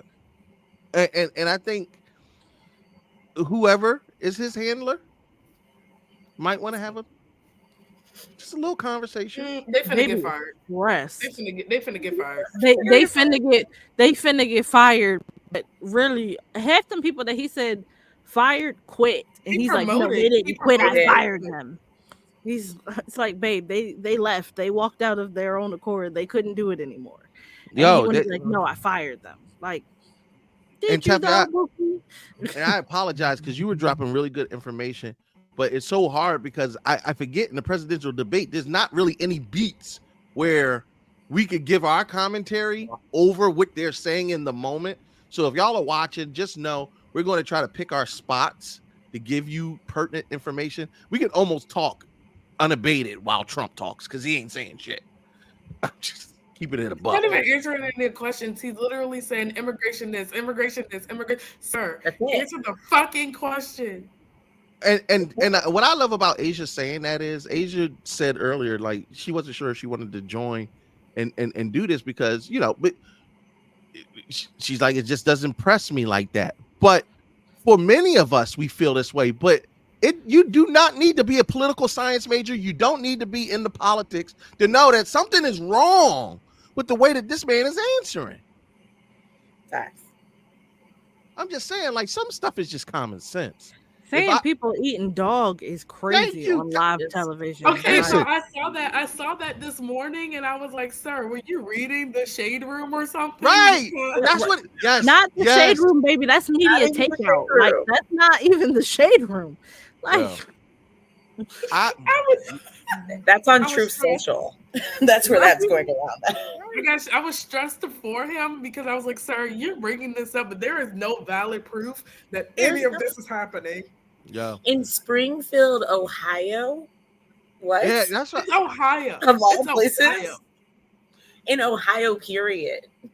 and then for the bull to be like, the city mayor actually said that that's not true, and he's like, you didn't talk to him, and he's like, I did, and he said it. No. When the moderator said, I didn't get this from TV. Exactly. I got it from a real source. Nah, it's giving delusional. Yeah, that's it. He got his degree And from the I've Delulu seen- School of Political Science, poli-sci. I've seen a Trump rally. People do leave his rallies. People leave in the middle of everything he's saying. Now, this is only because I live in Virginia, and he did smack in the center of Virginia. I mean, what do you expect? Well, where it stands right now, I'm hard pressed to see where Trump's going to go with all of this because back to immigration. Because she's handing them. Hold on, Or be back. murdering another child at 9 months. Yeah, murdering Right? live Like, babies. There is no state that allows that. David so Moore, let's not NBC keep News. spreading that information. Welcome back to this historic ABC News presidential debate tonight. We're I'll going be to back continue at it. here, and I want to turn to the war in Ukraine. We're now 2.5 years into this conflict. Mr. President, it has been the position of the Biden administration that we must defend Ukraine from Russia, from Vladimir Putin, to defend their sovereignty, their democracy, that it's in America's best interest to do so, arguing that if Putin wins, he may be emboldened to move even further into other countries. You have said you would solve this war in 24 hours. You said so just before the break tonight. How exactly would you do that? And I want to ask you a very simple question tonight. Do you want Ukraine to win this war? I want the war to stop. I want to save lives that are being uselessly, people being killed by the millions. It's the millions. It's so much worse than the numbers that you're getting, which are fake numbers. Look, What? we're in for 250 billion or more because they don't ask Europe, which is a much bigger beneficiary to getting this thing done than we are. they're in for $150 billion less because Biden and you don't have the courage to ask Europe like I did with NATO. They paid billions and billions, hundreds of billions of dollars when I said, I hate when he either says you billions. pay up or we're not going to protect you anymore. So that's maybe one of the reasons they don't like me as much as they like weak people. But whatever his name was. you take a look at what's happening. We're in for 250 to 275 billion. They're into Babe, you still didn't answer the 150. question. They should be forced He to just pulls equalize. numbers out. With that being said, I want to get the war settled. I know Zelensky very well, and I know Putin very well. I have a good relationship, and they respect Ukraine to win. your president. Okay, they Straight respect forward. me. They don't respect Biden. How would you respect him? Why? For what reason? He hasn't even made a phone call in 2 years to Putin. Hasn't spoken to anybody. They don't even try and get it. That is a war that's dying to be settled. I will get it settled before I even become president. If I win, when I'm Do it right now. president-elect. And what I'll do, Yeah, then why I'll wait? speak Do it to right now. one, I'll speak to the other. You got his I'll personal get them cell phone together. number, call him. That war would have never happened. And in fact, when I saw Putin after I left, unfortunately left because our country has gone to hell. But after I left, when I saw him building up Real soldiers, he spicy. did it after I left. I said, oh, he must Tiffany, be right, that weak negotiating. It must be a comment got good, him strong tight. point of His negotiation. chest hurt. Well, it wasn't, because Biden had no idea how to talk to him. He had no idea how to stop it. And now you have millions of people dead, and it's only getting worse, and it could lead to World War III. Don't kid yourself, David. We're playing with World War III, and we have a president that we don't even know if he's. Where is our president? We don't fear-mongering. even know if he's a president. And just to clarify They here, threw him out of a campaign like a dog. We don't even know. Is he our president? But we have a president, Mr. President, that doesn't know he's alive. your time is up. That Just to doesn't clarify know in the he's question, alive. do you believe it's in the U.S. best interest for Ukraine to win this war? Yes or no? I think it's the U.S. best interest to get this war finished and just get Sir, it get done. back into the question. Negotiate a deal, because we have to stop all of these human We're not lives getting from the being answer. destroyed. I want to take this to Vice President Harris. I want to get your thoughts on support for Ukraine in this moment, but also as Commander-in-Chief, if elected, how would you deal with Vladimir Putin, and would it be any different from what we're seeing from President Biden? Damn, David, Well, shut up. first of Let all, Lindsay it's ask him important question. to remind the former president you're not running against Joe Biden, you're running against me. Ooh. I believe the reason that Donald Trump says that this war would be over within 24 hours is because he would just give it up. Ooh. And that's not who we are as Americans. Let's understand what happened here. I actually met with Zelensky a few days before Russia invaded, tried through force to change territorial boundaries, to defy one of the most important international rules and norms, which is the importance of sovereignty and territorial integrity. And I met with President Zelensky. I shared with him American intelligence about how he could defend himself. Days later, I went to NATO's eastern flank, to Poland and Romania. And through the work that I and others did, we brought 50 countries together to support Ukraine in its righteous defense. And because of our support, because of the air defense, the ammunition, the artillery, the javelins, the Abrams tanks that we have provided, Ukraine stands as an independent and free country. If Donald Trump were president, Putin would be sitting in Kyiv right now. And understand what that would mean, because Putin's agenda is not just about Ukraine. Understand why the European allies and our NATO allies are so thankful that you are no longer president, and that we understand the importance of the greatest military alliance the world has ever known, which is NATO, and what we have done to preserve the ability of Zelensky and the Ukrainians to fight for their independence. Otherwise, Putin would be sitting in Kyiv with his eyes on the rest of Europe, starting with Poland. And why don't you tell the 800,000 Polish Americans right here in Pennsylvania how quickly you would give up for the sake of favor and what you think is a friendship with what is known to be a dictator who would eat you for lunch. Woo! Vice President Harris, thank you. We've heard from both of you on Ukraine tonight. Afghanistan came up in the last hour.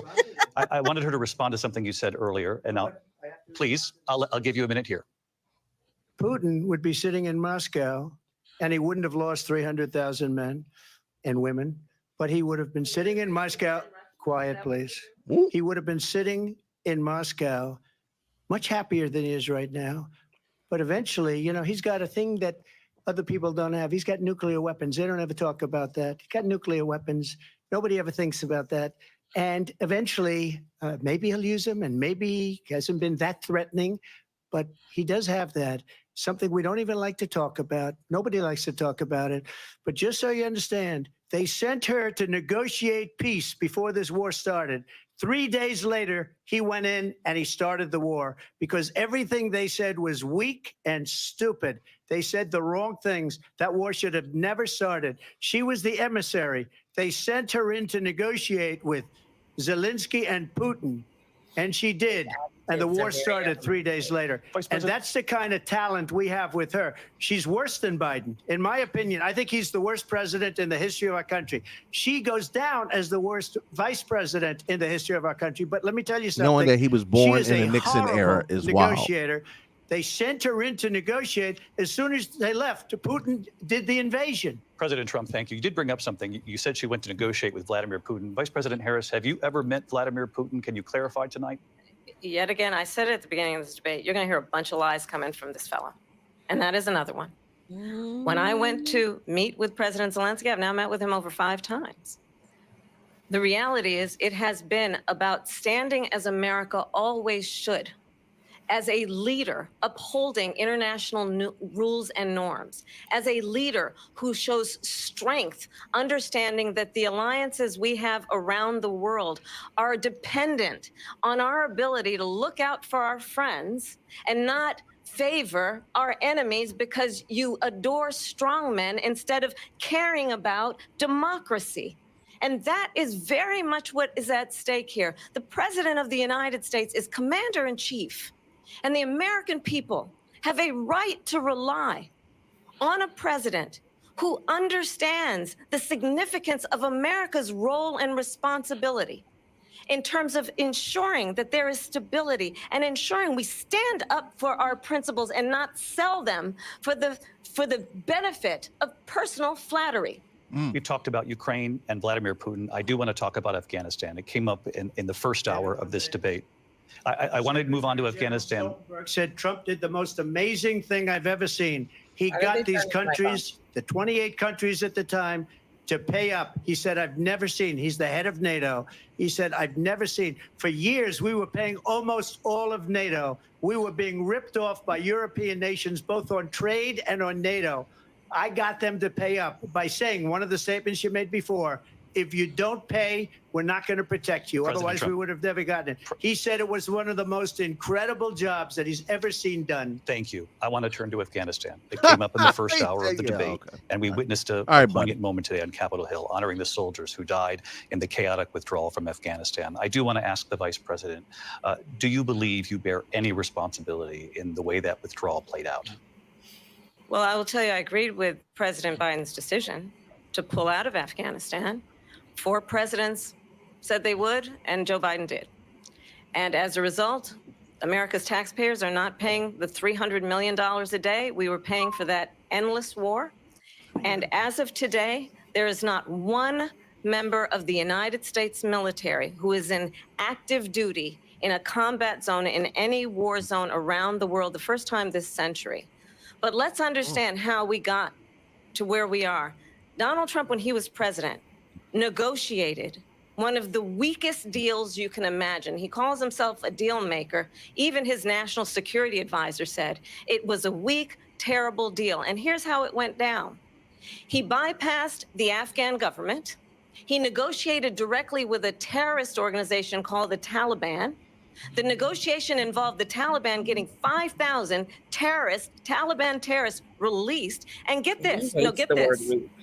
And the president at the time invited the Taliban to Camp David, a place of storied significance for us as Americans, a place where we honor the importance of American diplomacy, where we invite and receive respected world leaders.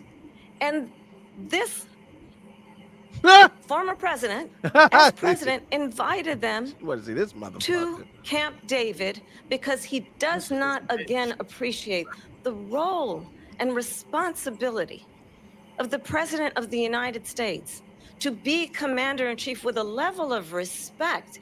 And this gets back to the point of how he has consistently disparaged and demeaned members of our military, fallen soldiers, and the work that we must do to uphold the strength and the respect of the United States of America around the world. Vice President Harris, thank you. President Trump, your response to her saying that you began the negotiations with the Taliban. So if you take a look at that period of time, the Taliban was killing our soldiers, a lot of them, with snipers. And I got involved with the Taliban because the Taliban was doing the killing. That's the fighting force within Afghanistan. They don't bother doing that because, you know, they deal with the wrong people all the time. But I got involved. And Abdul is the head of the Taliban. He is still the head of the Taliban. And I told Abdul, don't do it anymore. You do it anymore, you're going to have problems. And he said, why do you send me a picture of my house? I said, you're going to have to figure that out, Abdul. And for 18 months, we had nobody killed. We did have an agreement negotiated by Mike Pompeo. It was a very good agreement. The reason it was good, it was we were getting out. We would have been out faster than them, but we wouldn't have lost the soldiers. We wouldn't have left many Americans behind, and we wouldn't have left $85 billion worth of brand new, beautiful military equipment behind. And just to finish, they blew it. The agreement said you have to do this, and they didn't do it. They didn't do it. The agreement was terminated by us because they didn't do what they were supposed to do. I want to move on. And these people did the worst withdrawal, and in my opinion, the most embarrassing moment in the history of our country. And by the way, that's why Russia attacked Ukraine, because they saw how incompetent she and her boss are. President Trump, thank you. I want to move on now to How race is he allowed to and make that politics kind in of this wild country. statement? Mr. President, you recently said of Vice President Harris, quote, I didn't know she was black until a number of years ago when she happened to turn black, and now she wants to be known as black. I want to ask a bigger picture question here tonight. Why do you believe it's appropriate to weigh in on the racial identity of your opponent? I don't, and I don't care. I don't care what you do. I don't care. You did the same thing with Obama. I couldn't care less. Whatever she wants to be is okay with me. But those were your words. So I don't know. I don't know. I mean, all I can say is I read where she was not black, that she put out, and I'll say that. And then I read that she was black, and that's okay. Either one was okay with me. That's up to her. That's up to her. Vice President Harris, your thoughts on this?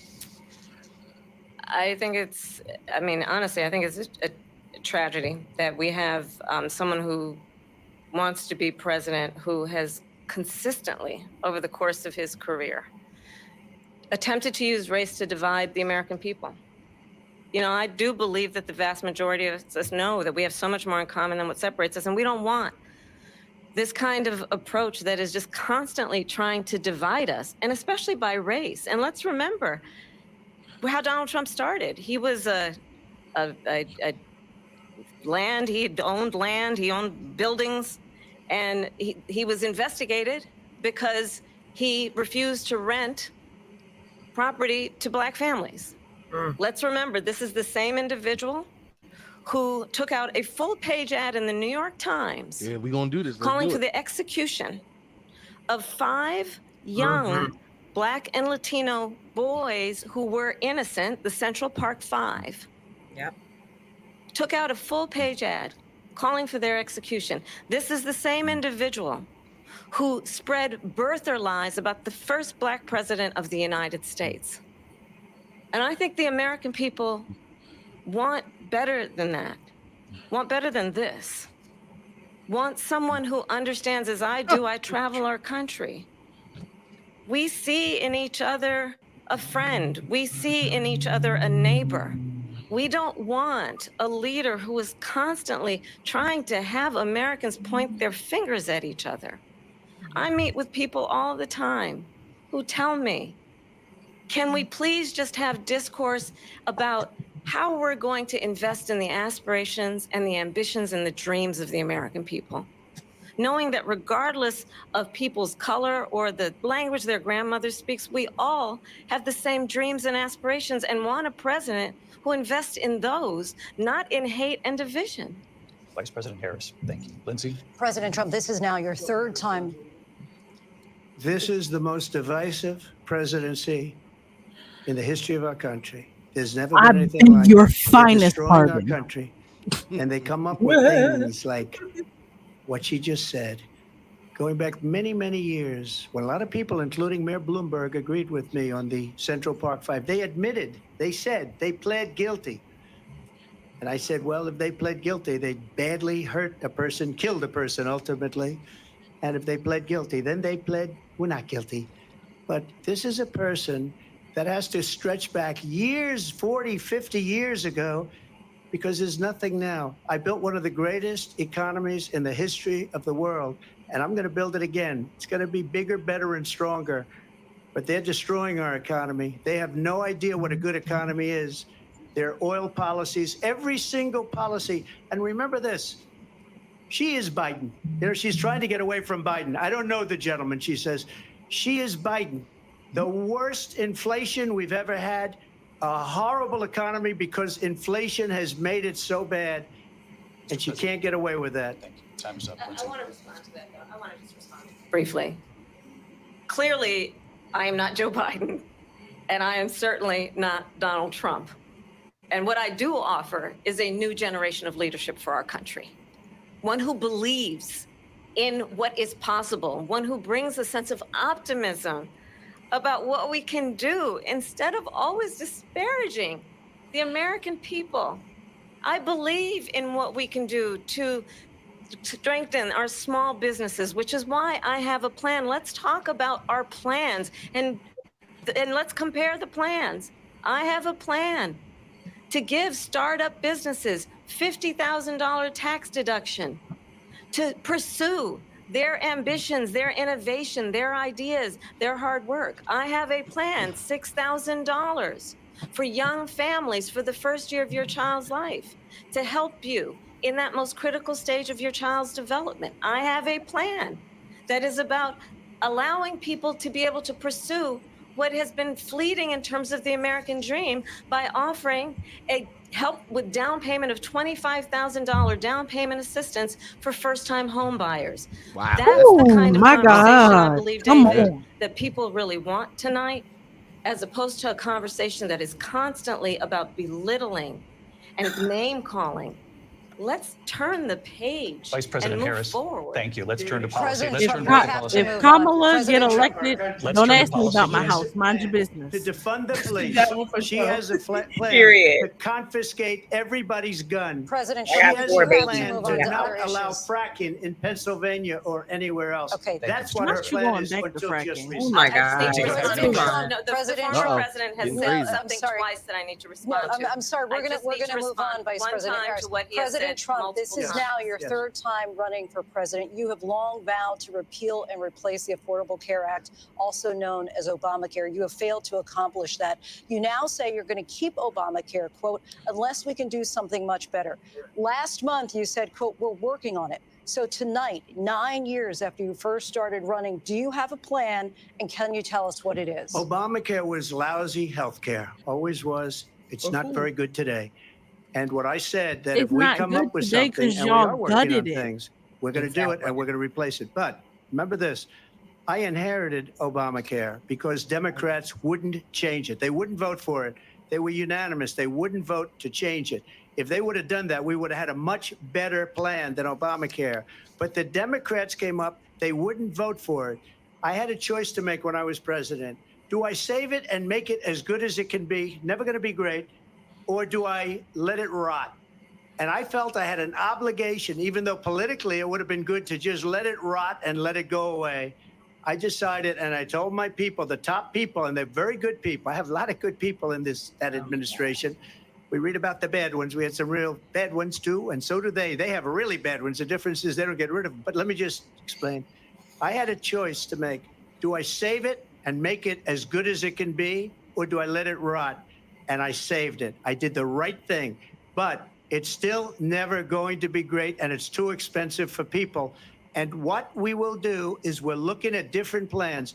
If we can come up with a plan that's going to cost our people, our population, less money and be better health care than Obamacare, then I would absolutely do it. But until then, I'd run it as good as it can be run. So just a yes or no, you still do not have a plan. I have concepts of a plan. I'm not president right Huh? now, but I pay $15 for we insurance. come up with something. I would only change it if we come up with something that's better and less expensive. And there are concepts and options we have to do that. And you'll be hearing about it in the not too distant future. Vice President Harris, in 2017, you supported Bernie Sanders' proposal to do away with private insurance and create a government-run healthcare system. 2 years later, you proposed a plan that included a private insurance option. What is your plan today?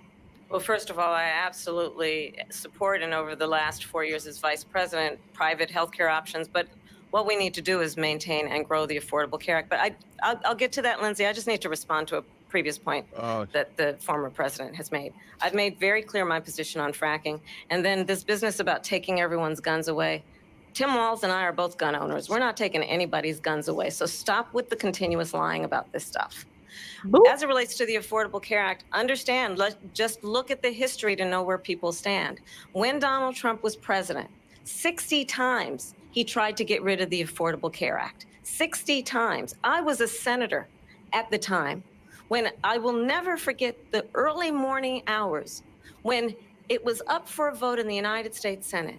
And the late, great John McCain, who you have disparaged as being you don't like him, you said at the time, because he got caught. He was an American hero. The late, great John McCain, I will never forget that night, walked onto the Senate floor and said, no, you don't.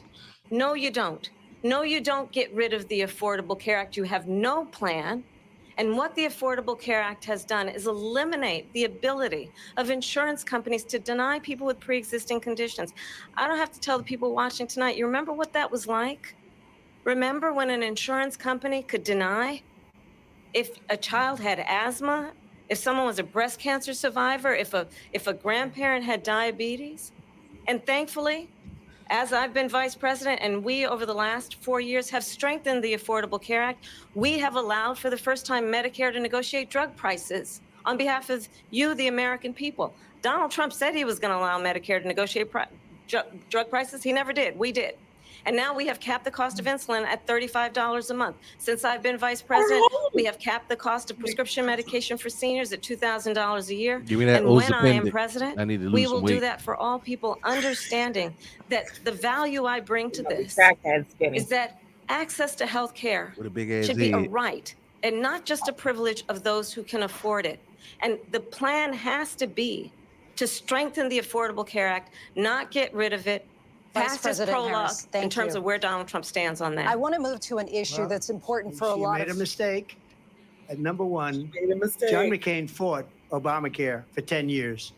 But it wasn't only him. It were all of the Democrats that kept it going. And you know what? We could do much better than Obamacare, much less money. But you can't she do better won't than improve Obamacare. You don't even have a private plan. insurance for people, private medical Don't she insurance. give a fuck? That's another thing she doesn't want to Who do. doesn't People have are paying healthcare? privately for insurance that have worked hard and made money, and they want to have private. She wants everybody Yes, to be but on government The insurance where Affordable you Care wait Act also made 6 sure my months for an private operation that you need a President insurance Trump, pays thank for you. my We birth have another control. issue that we'd like to get to that's important for a number of Americans, in particular younger voters, and that's climate change. President Trump, with regard to the environment, you say that we have to have clean air and clean water. Vice President Harris, you call climate change an existential threat. The question to you both tonight is, what would you do to fight climate change? And Vice President Harris, we'll start with you. 1 minute for you each. Well, the former president had said that climate change is a hoax. And what we know is that it is very real. You ask anyone who lives in a state who has experienced these extreme weather occurrences, who now is either being denied home insurance or it's being jacked up. You ask anybody who has been the victim of what that means in terms of losing their home, having nowhere to go. We know that we can actually deal with this issue. The young people of America care deeply about this issue. And I am proud that as vice president over the last 4 years, we have invested $1 trillion in a clean energy economy, while we have also increased domestic gas production to historic levels. We have created over 800,000 new manufacturing jobs while I have been vice president. We have invested in clean energy to the point that we are opening up factories around the world. Donald Trump said he was going to create manufacturing jobs. He lost manufacturing jobs. And I'm also proud to have the endorsement of the United Auto Workers and Sean Fain, who also know that part of building a clean energy economy includes investing in American-made products, American automobiles. It includes growing what we can do around American manufacturing and opening up auto plants, not closing them like happened under Donald Trump. Vice President Harris, thank you. That didn't happen under Donald Trump. Let me just tell you, they lost 10,000 manufacturing jobs this last month. It's going, they're all leaving. They're building big auto plants in Mexico, in many cases owned by China. They're building these massive plants, and they think they're going to sell their cars into the United States because of these people. What they have given to China is unbelievable. But we're not going to let that. We'll put tariffs on those cars so they can't come into our country, because they will kill the United Auto Workers and any auto worker, whether it's in Detroit or South Carolina or any other place. What they've done to business and manufacturing in this country is horrible. We have nothing because they refuse. You know, Biden doesn't go after people because supposedly China paid him millions of dollars. He's afraid to do it. Between him and his son, they get all this money from Ukraine. They get all this money from all of these different countries. And then you wonder, why is he so loyal to this one, that one, Ukraine, China? Why is he? Why did he get $3.5 million from the mayor of Moscow's wife? Why did she pay him $3.5 million? This is a crooked administration, and they're selling our country down the tubes. President Trump, thank you. Thank you. We'll be right back with closing statements from both of our candidates. An historic night, this ABC News presidential debate from Philadelphia. Back in a moment.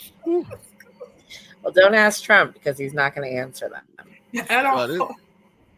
At all. Well, this whole thing has gotten really heated. Yeah. Everything seems to be geared towards tariffs, you know, wanting to stop commerce coming into America. But we all have felt that whenever you raise the price on anybody importing something, they're just going to raise their pricing so to compensate for the tariff, and it's just going to charge us, the consumer, more. Absolutely. If you've ever been to any island, like Hawaii, milk is like $9. Why? Because there's not a lot of milk produced on the island, so they have to import it in. Well, if you make it harder for them to import anything, just like if you make it harder to bring anything to market, whether trucking costs go up or production costs go up, that shit don't get eaten by the company. The only company I've ever seen where things got more expensive but they kept the price the same was Arizona Can Teas. Genuinely, that's the only company I ever seen like dedicate themselves to, we're not going to raise the price. We're going to be 99 cents. Yeah. So I'm not getting where, I mean, there's not even, thank you, Decepticons. Yeah, there's not even dollar stores anymore. It's $1.25 tree.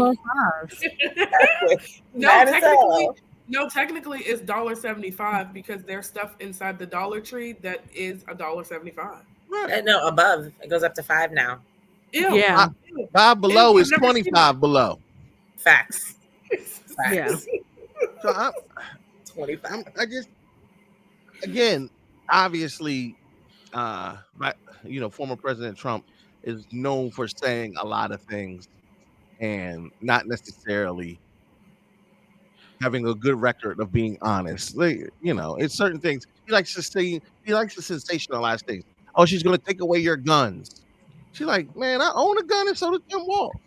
Right. And it's not no different.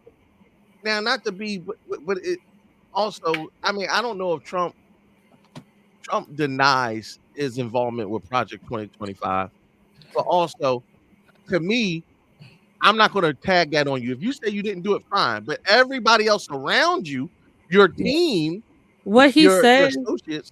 Yeah, what he says is like, oh, I didn't read it. I didn't write it. Yeah, but like you said, everybody on your team has contributed to it or read it or supports it in some way. Like if it walks like a duck. Exactly. Somebody read it to you, baby. If it walks like a duck and quacks like a duck, it's coming for your vagina. Like, stop.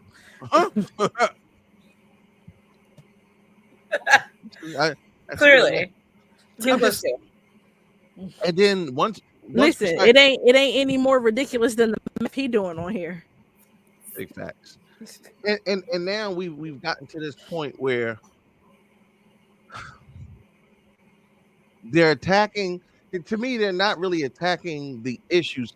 Like I get her desire to debunk what he said about the guns, but let's just talk about. Let's get this economy. Honestly, the American public. I needed to hear that you was going to get 25,000 for first time home buyers. Yeah. Listen, Obama gave me $8,000 for my first time buying a house, and baby, that was a life. I mean, getting that money was a lifesaver.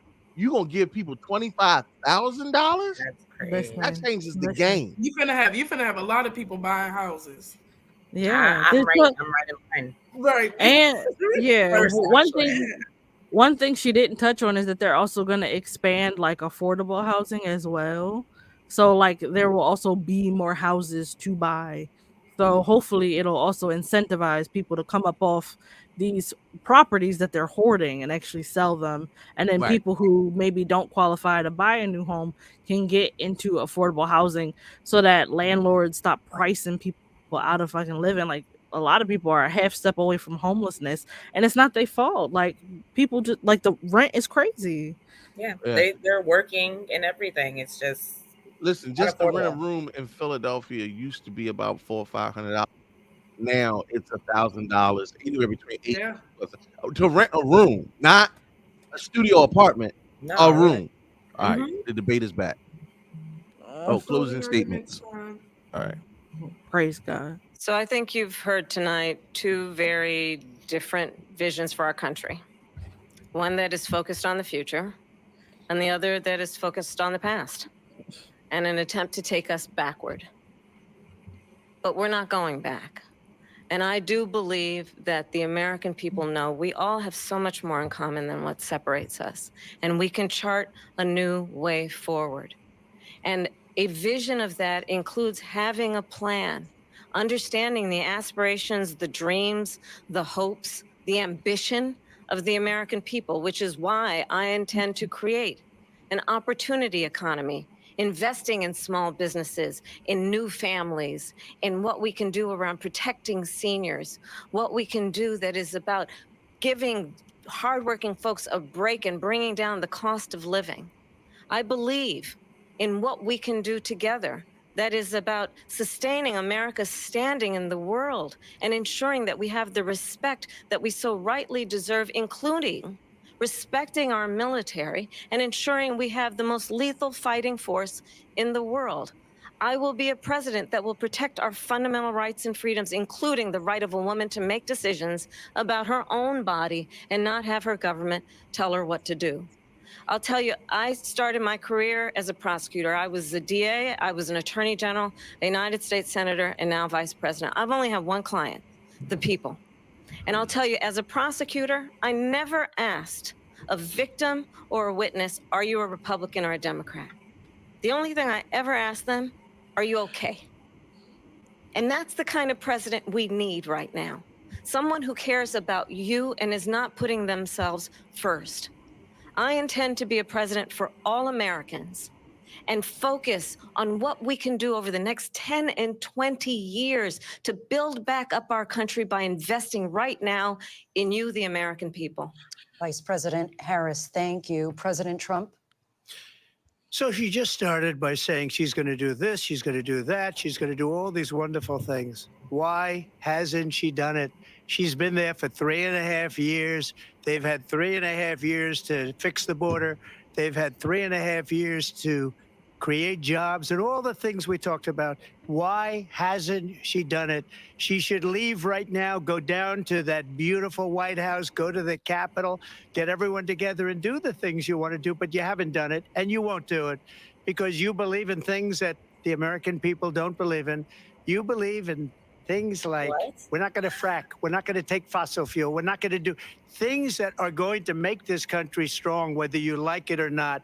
Germany tried that, and within 1 year, they were back to building normal energy plants. We're not ready for it. We can't sacrifice our country for the sake of bad vision. But I just ask one simple question. Why didn't she do it? We're a failing nation.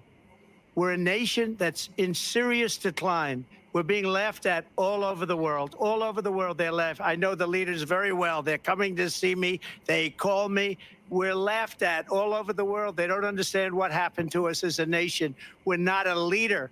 We don't have any idea what's going on. We have wars going on in the Middle East. We have wars going on with Russia and Ukraine. We're going to end up in a third world war, and it'll be a war like no other because of nuclear weapons, the power of weaponry. I rebuilt our entire military. She gave a lot of it away to the Taliban. She gave it to Afghanistan. What these people have done to our country, and maybe toughest of all, is allowing millions of people to come into our country. Many of them are criminals, and they're destroying our country.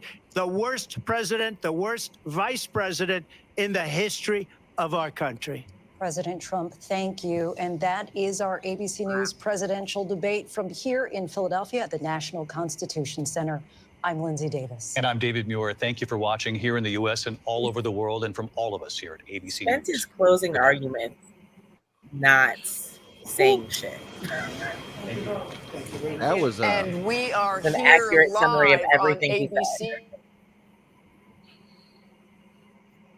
Okay, before we do that, y'all want to watch the post debate? Because I would like to hear. Afghanistan, they had it What is all, wrong and with it was historic, John Carl, fiery. Fracking is drilling for oil. Wow. Drilling for oil. That was quite a debate. And I'm Jonathan He Carl wants to here. keep it Of course, going, and Jerry she has a Bruce and plan Rachel to stop. Scott. Our reporters Got it. across the news division have been updating our live blog, looking at some of the allegations made back and forth, doing fact checks. You can find all of that on Please. abcnews.com. But I would like to replay the moment at the very start of this debate because it was quite a moment. The handshake. And if you look, Harris. It's a good debate. Thank you. I mean, Welcome quite a to you moment. both. First of all, because we hadn't seen a handshake. We haven't seen a handshake in a And she long time. initiated that one. And Yes, not, she I mean, did. not only did she Immediately. initiate it, She ran to she it. walked over to him Yeah. and sought Walked him all out the way over to him.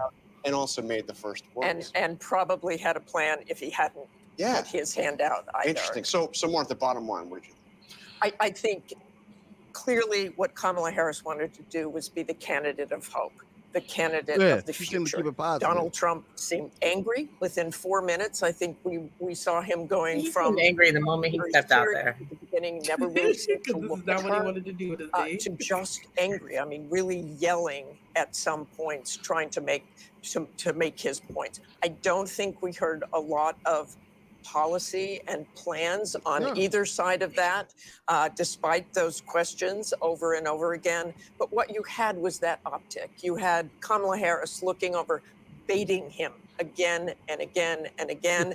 The microphones were muted when they weren't speaking, but many times she didn't need a microphone. You watch Donald Trump get mad, scowl through things. And, you know, John, we were all talking leading up to this about how this would go, what Donald Trump you would see.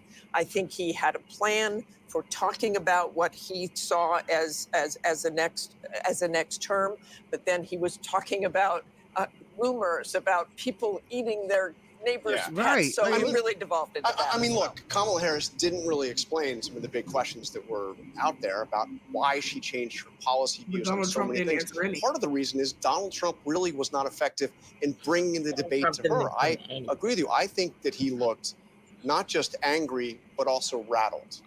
All right. And in contrast, All right. I mean, yes. If you want to view the analysts, please, by all means, it's still live streaming. Definitely go check them out. I don't want your political views. I just want to know how you feel after watching that debate. What is your high point and low point of the debate? And I'm gonna start with Asia. I don't know. It still doesn't make me want to vote because I don't know that I didn't get any like real questions answered. Like I feel like the moderators asked a lot of really important questions, that probably would have persuaded me to, but I felt like I didn't understand, or maybe it just wasn't answered in the correct way. So when somebody says something about fracking, do you even know what fracking is? Nope. Not and right. No. And see, this is the stuff that I respectfully, this is what I mean by we can be informed citizens, but really you can have knowledge, but 9 times out of 10, you just have knowledge about the shit that pertains to you. You know, the things that you care about. I noticed that the entire panel perked up around women's rights and rights for reproductive rights. Why? Because that's something that directly affects you. Well, or no? I was gonna say you may think fracking doesn't like affect you, but like places that drill and like that have natural like gas and stuff like that, like where we live in Pennsylvania, like that stuff's not that far away that it won't 100 we're impacted by fracking. Right. And I was like, and I'll like watershed, like and stuff like that, like groundwater that would affect like millions of people across this country. You may not know what fracking is, and that's fine, but like to say like some like I don't like when people say, oh well, that doesn't affect me, and it's like you don't know that. but no, and it doesn't affect you if they don't feel like it's an important issue. Like I'm pretty sure women's reproductive rights absolutely affect all Americans, but if it's not an important subject to me, it don't affect me. But hold on, let me finish. But also with the fracking, there's two sides to that coin, because yes, it definitely erodes the environment and takes away, but those are jobs in Pennsylvania. You're talking about ending jobs, and I don't care who you are.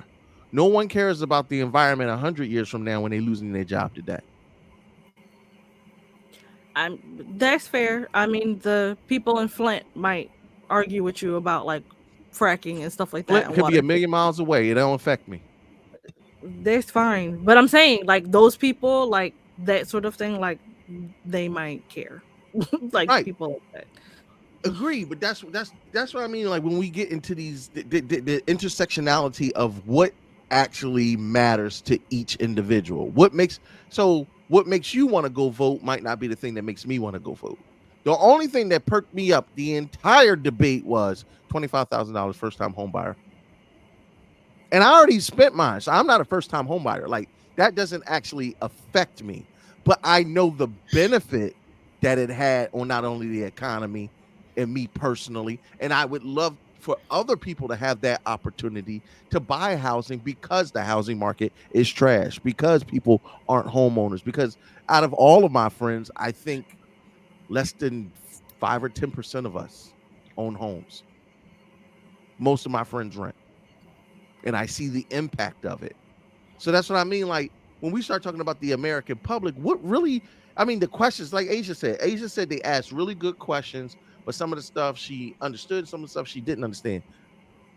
But really, did they ask the questions that they care about? Because I want to know, what are they going to do about these goddamn school shootings? Yeah, I wish that would have been addressed for sure. How do we not bring that up? Yeah, how do we go about protecting our kids, our teachers? Because I am now currently a teacher. So how do I go about protecting myself, my kids, and the school that we work in? Like Anthony said, that $8,000 that Obama gave me literally made me a homeowner. And now, some 15 years later, I have assets. I have something that has appreciated and grown in equity. It actually is the start of generational wealth. So could you imagine what would happen if they took $25,000 off of that? And also giving $50,000 to small businesses. Yeah, I saw. I think, who said that? Somebody said 50,000. Yeah, here it is. Yeah, Decepticon said $50K for small businesses. What? $50K? That's your startup money. That's startup money for sure. We are a small business. Tenders in charge will be figuring out. Listen, you give that $50K. That's salaries. That's infrastructure. That's getting things. Come on. Yeah. So to that point, I think like they're going to talk about the fracking and the border and all. We're not in a border state. I'm gonna keep it a buck. We're not on the southern border. But they're in Springfield eating dogs, so Ohio's also not a border state. So you know there's that. Right. And Ohio is right next to us, so it could be less. How about this? Really How close about to this? me too. When I go to Home Depot, I want help. AutoZone as well. So Pet boys. Ease up, killer. This is He's not taking all these black jobs now. Yeah, that's not a pressing issue to me. Leave Guillermo and Alejandro alone so I can get my grass cut. Leave me the fuck alone.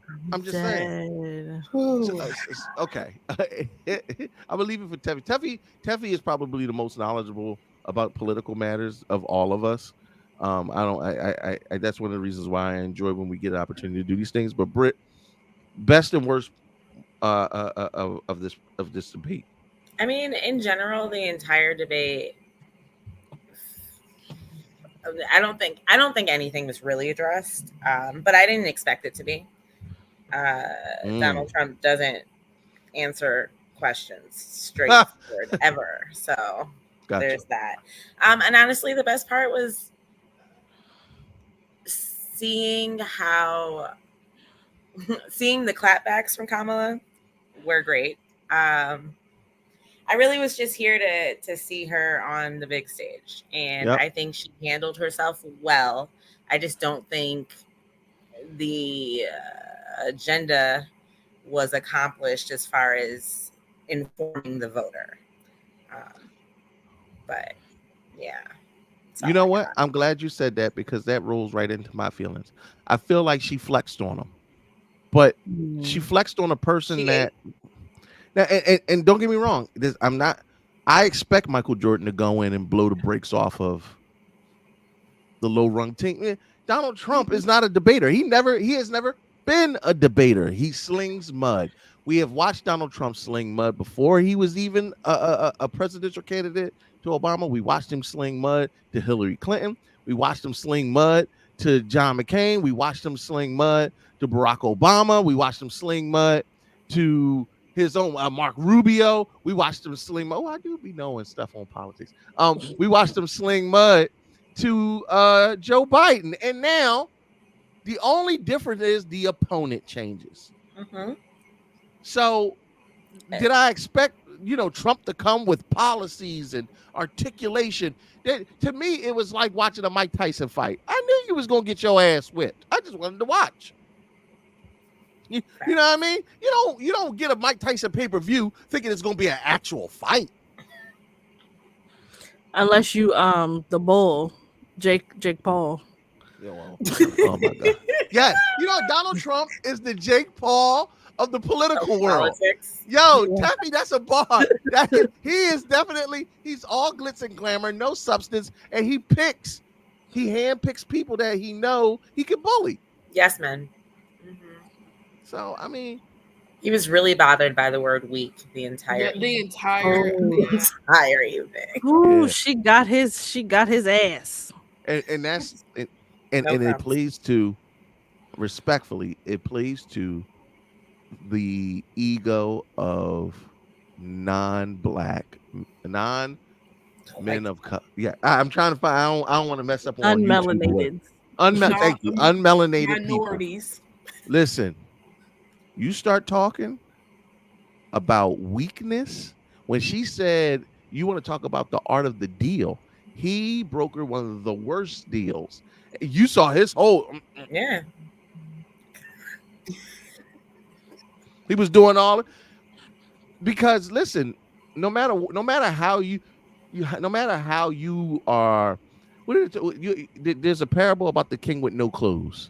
Nobody wanted to tell him he was walking around butt naked, and everybody was afraid. So they tried to say he had it on, and he got scammed because the people he had around him didn't want to let him know.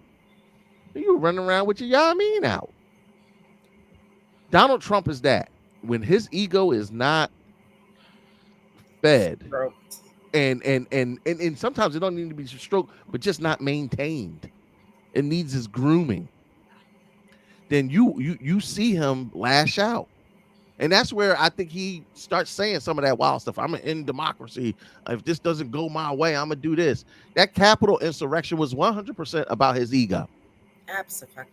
Absolutely.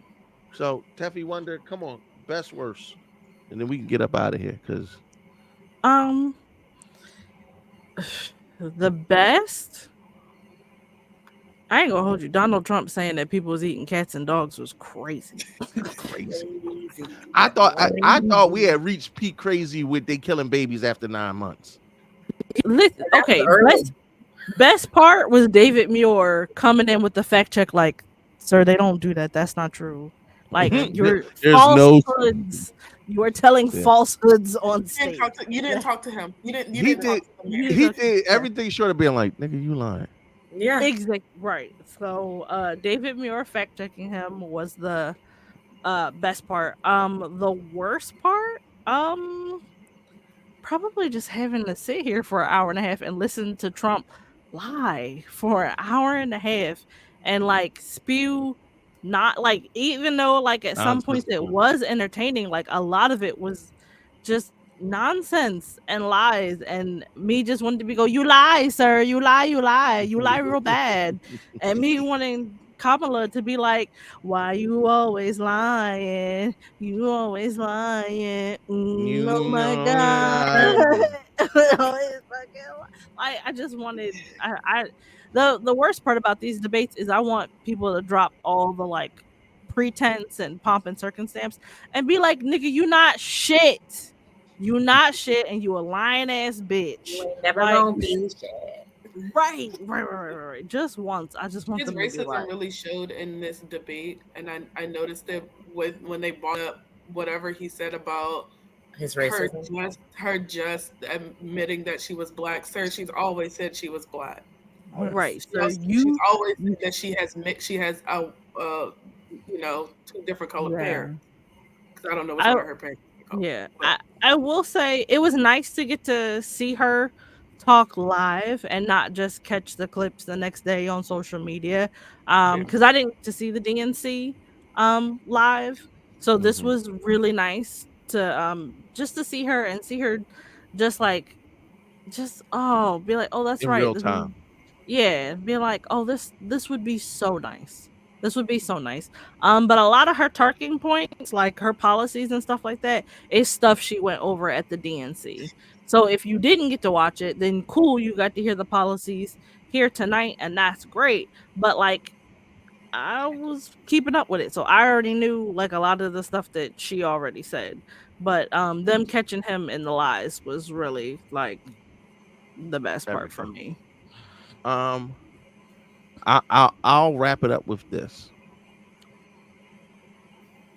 We suspended tonight's usual programming, To Be Tuesday, to watch political theater that is akin to a Tubi movie. Absolutely. Under budgeted. The same. Bad acting. Ended terribly. Ended weirdly. Plot holes. The best acting was the moderators. Fabricated drama. And ultimately, this is one of the reasons why politics in America have essentially become a laughingstock. This is reality TV at its best. Sensationalism at its best. And to me, I'm gonna make a comparison. Adolf Hitler came into power in Germany by sensationalizing Jewish people to disenfranchise Germans. He said they are taking their jobs, they are causing the rising cost of food, they are hoarding the wealth, and it's not being evenly distributed throughout the economy. Whenever you sensationalize a thing, you are trying to incite an emotional reaction. The transatlantic slave trade was justified through the same sensationalization. These people making people less than human, making them dangerous. It's the same rhetoric that I hear about the border. There's the same thing that they were saying when you start talking about Willie Lynch and how to keep slaves. I am very wary of anybody who sensationalizes or says these people are the issue. What I did appreciate was Kamala Harris did her best to be a person that unifies, a change agent for positivity and hope. And even in her closing arguments, she talked about nothing but positive things. But the first thing out of the other candidate's mouth was, well, she said. I'm not going to tell you to vote. I'm not going to tell you how to vote. What I will say is American democracy is absolutely under attack. Who is under attack from?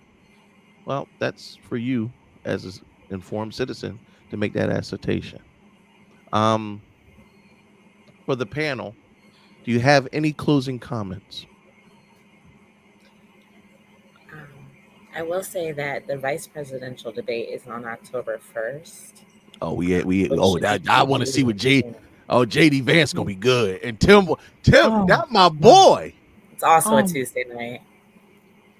That's we on that. Didn't they already debate? No, not yet. No, because they just officially became.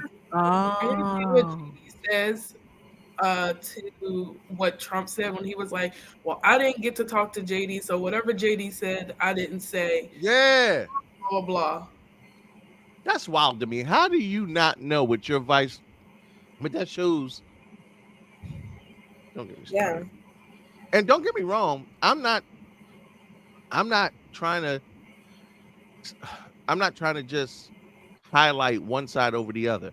Absolutely. I do think it's a valid point. She may not be president, but you've been working within the Biden administration for 3 years. If you can make things better, don't wait till you're president. Let's start implementing some of these things right now, because you can absolutely turn to Joe and be like, hey, listen, let's start working on this now. Well, can I ask a really quick question before we get off? Well, did we really hear what Joe Biden did behind the scenes when Obama was in office? Not a little bit, but not. No, the vice president is like the leader of the Senate. So it's mostly about what the Senate accomplishes. So you don't hear about them like individually as much. But the counterpoint, Donald Trump said that, oh, well, I could stop this war today. I could get right on the phone. And when I get in the office, I'm going to do it. Well, sir, if you could actually stop a war, why wait until January? You should do that. That'd be a great talking for you. Exactly. Listen, that right there. No, you sold. Because a lot of bold claims about what they're going to do when they become president. Well, then, I don't know. Me and Tef are fans of Hamilton. I personally kind of like the old way of doing things where, two people run for president and whoever loses becomes the vice president. That way you have both parties represented. I don't know how our sister would handle Donald Trump as the vice president, though, but Olivia Pope scandal. You ain't never lie. He be trying to get her out of here as much as possible. But at the end of the day, we wanted to show this because number one, it's historic for many. This was one of the first times you'll get to see a black woman on this kind of world stage. And also, I'm not going to run our particular content against this when this is about the culture. This is about informing you, the citizen, and it just ache into our own mission statement. So October, we looking at the vice presidents. Yeah. Go ahead, Tiff. Also, half of y'all just gonna ask us about it on the main show anyway. Yeah, facts. We would have went through this regardless, but at least now we don't have to talk about it tomorrow. I'm kind of with Asia. nothing said here makes me want to go vote outside of I just want to keep being able to buy Plan B, and in case my pullout game fails me. Listen, that back going, sir. You're not losing no weight. That back Listen, go out. That pull-up game might suffer. listen. I need a Plan C. Okay. C-section. Go get that nigga. So Dad, with your 9-month abortion. yeah, with my 9-month abortion. Listen, when he said there's some place where you do 9 months, I was like, what state is that? Okay, I need to know There where that's at. are no states a 9-month abortion is called a miscarriage, you guys. Or murder. or a stillbirth. Like hello? Listen. That's crazy. Because no woman's gonna go that long being pregnant. Pregnancy is not fun. To be like, now's the time. No, they do force in states where it's not it's not medically necessary. They are forced to carry stillborn, like non-viable pregnancies. So first of all, Addison, Plan C is like I said, come get that nigga. And if Plan C fails, we go right to Plan S. Stairs. I love that y'all all knew. If it was good for my grandmama, it's good for her. No, I'm sorry. If I know I shouldn't be pregnant, the stairs are my first option. Yeah. I'm sorry. Cheapest option.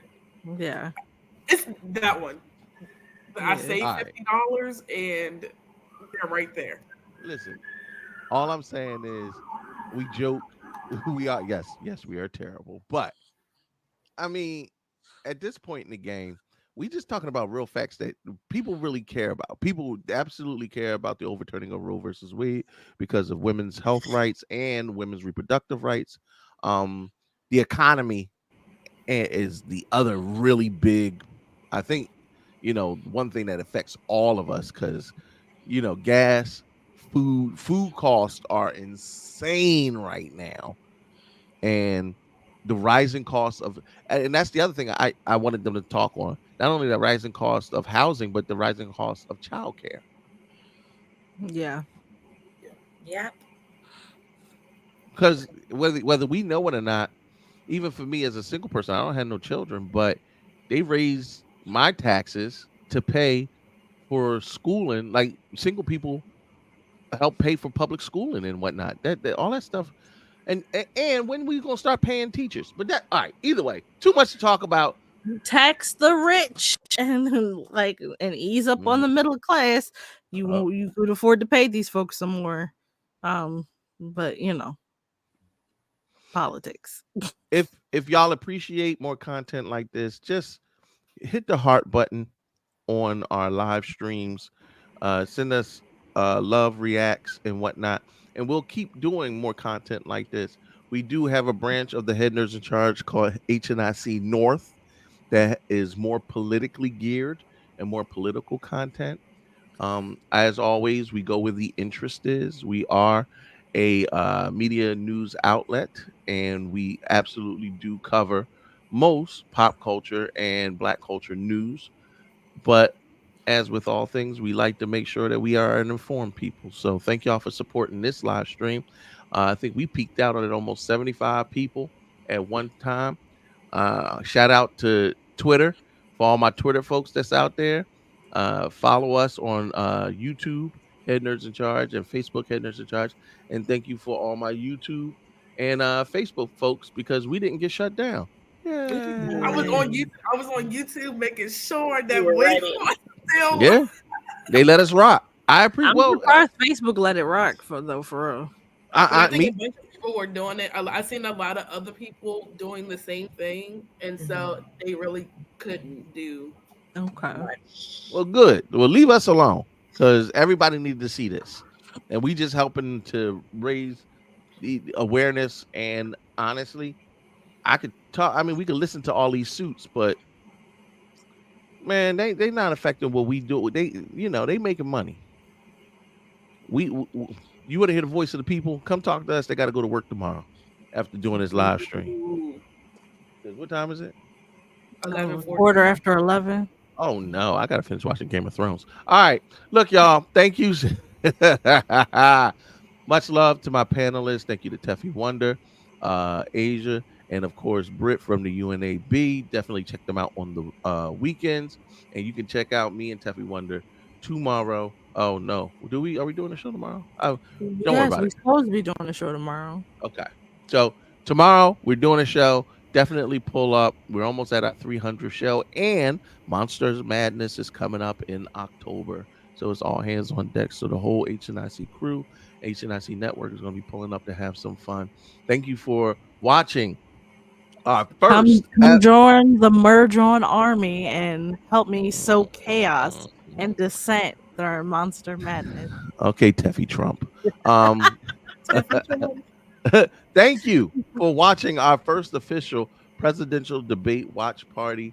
Of course, shout out to Sarah by Night. Get well soon, because I'm pretty sure she would have had a whole lot to say about Donald Trump. But thank you to all you wonderful Black women who held it down. Voting is in November.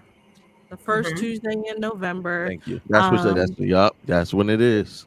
You guys can order mail-in ballots. Just make sure that your voter registration is up to date. Get you a mail-in ballot, and you can drop it off the week before the election. Just drop it in the mailbox. That part to all those. And if you're on the fence about voting, get informed. That's all. Just be informed.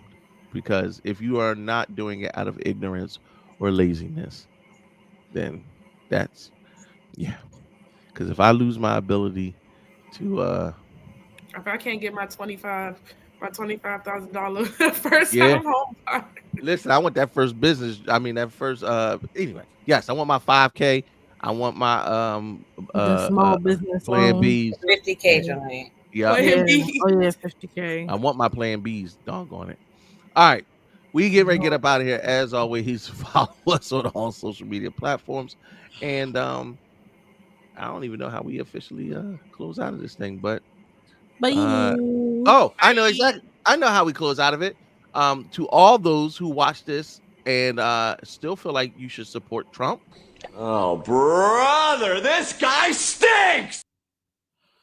We leave you with that. And,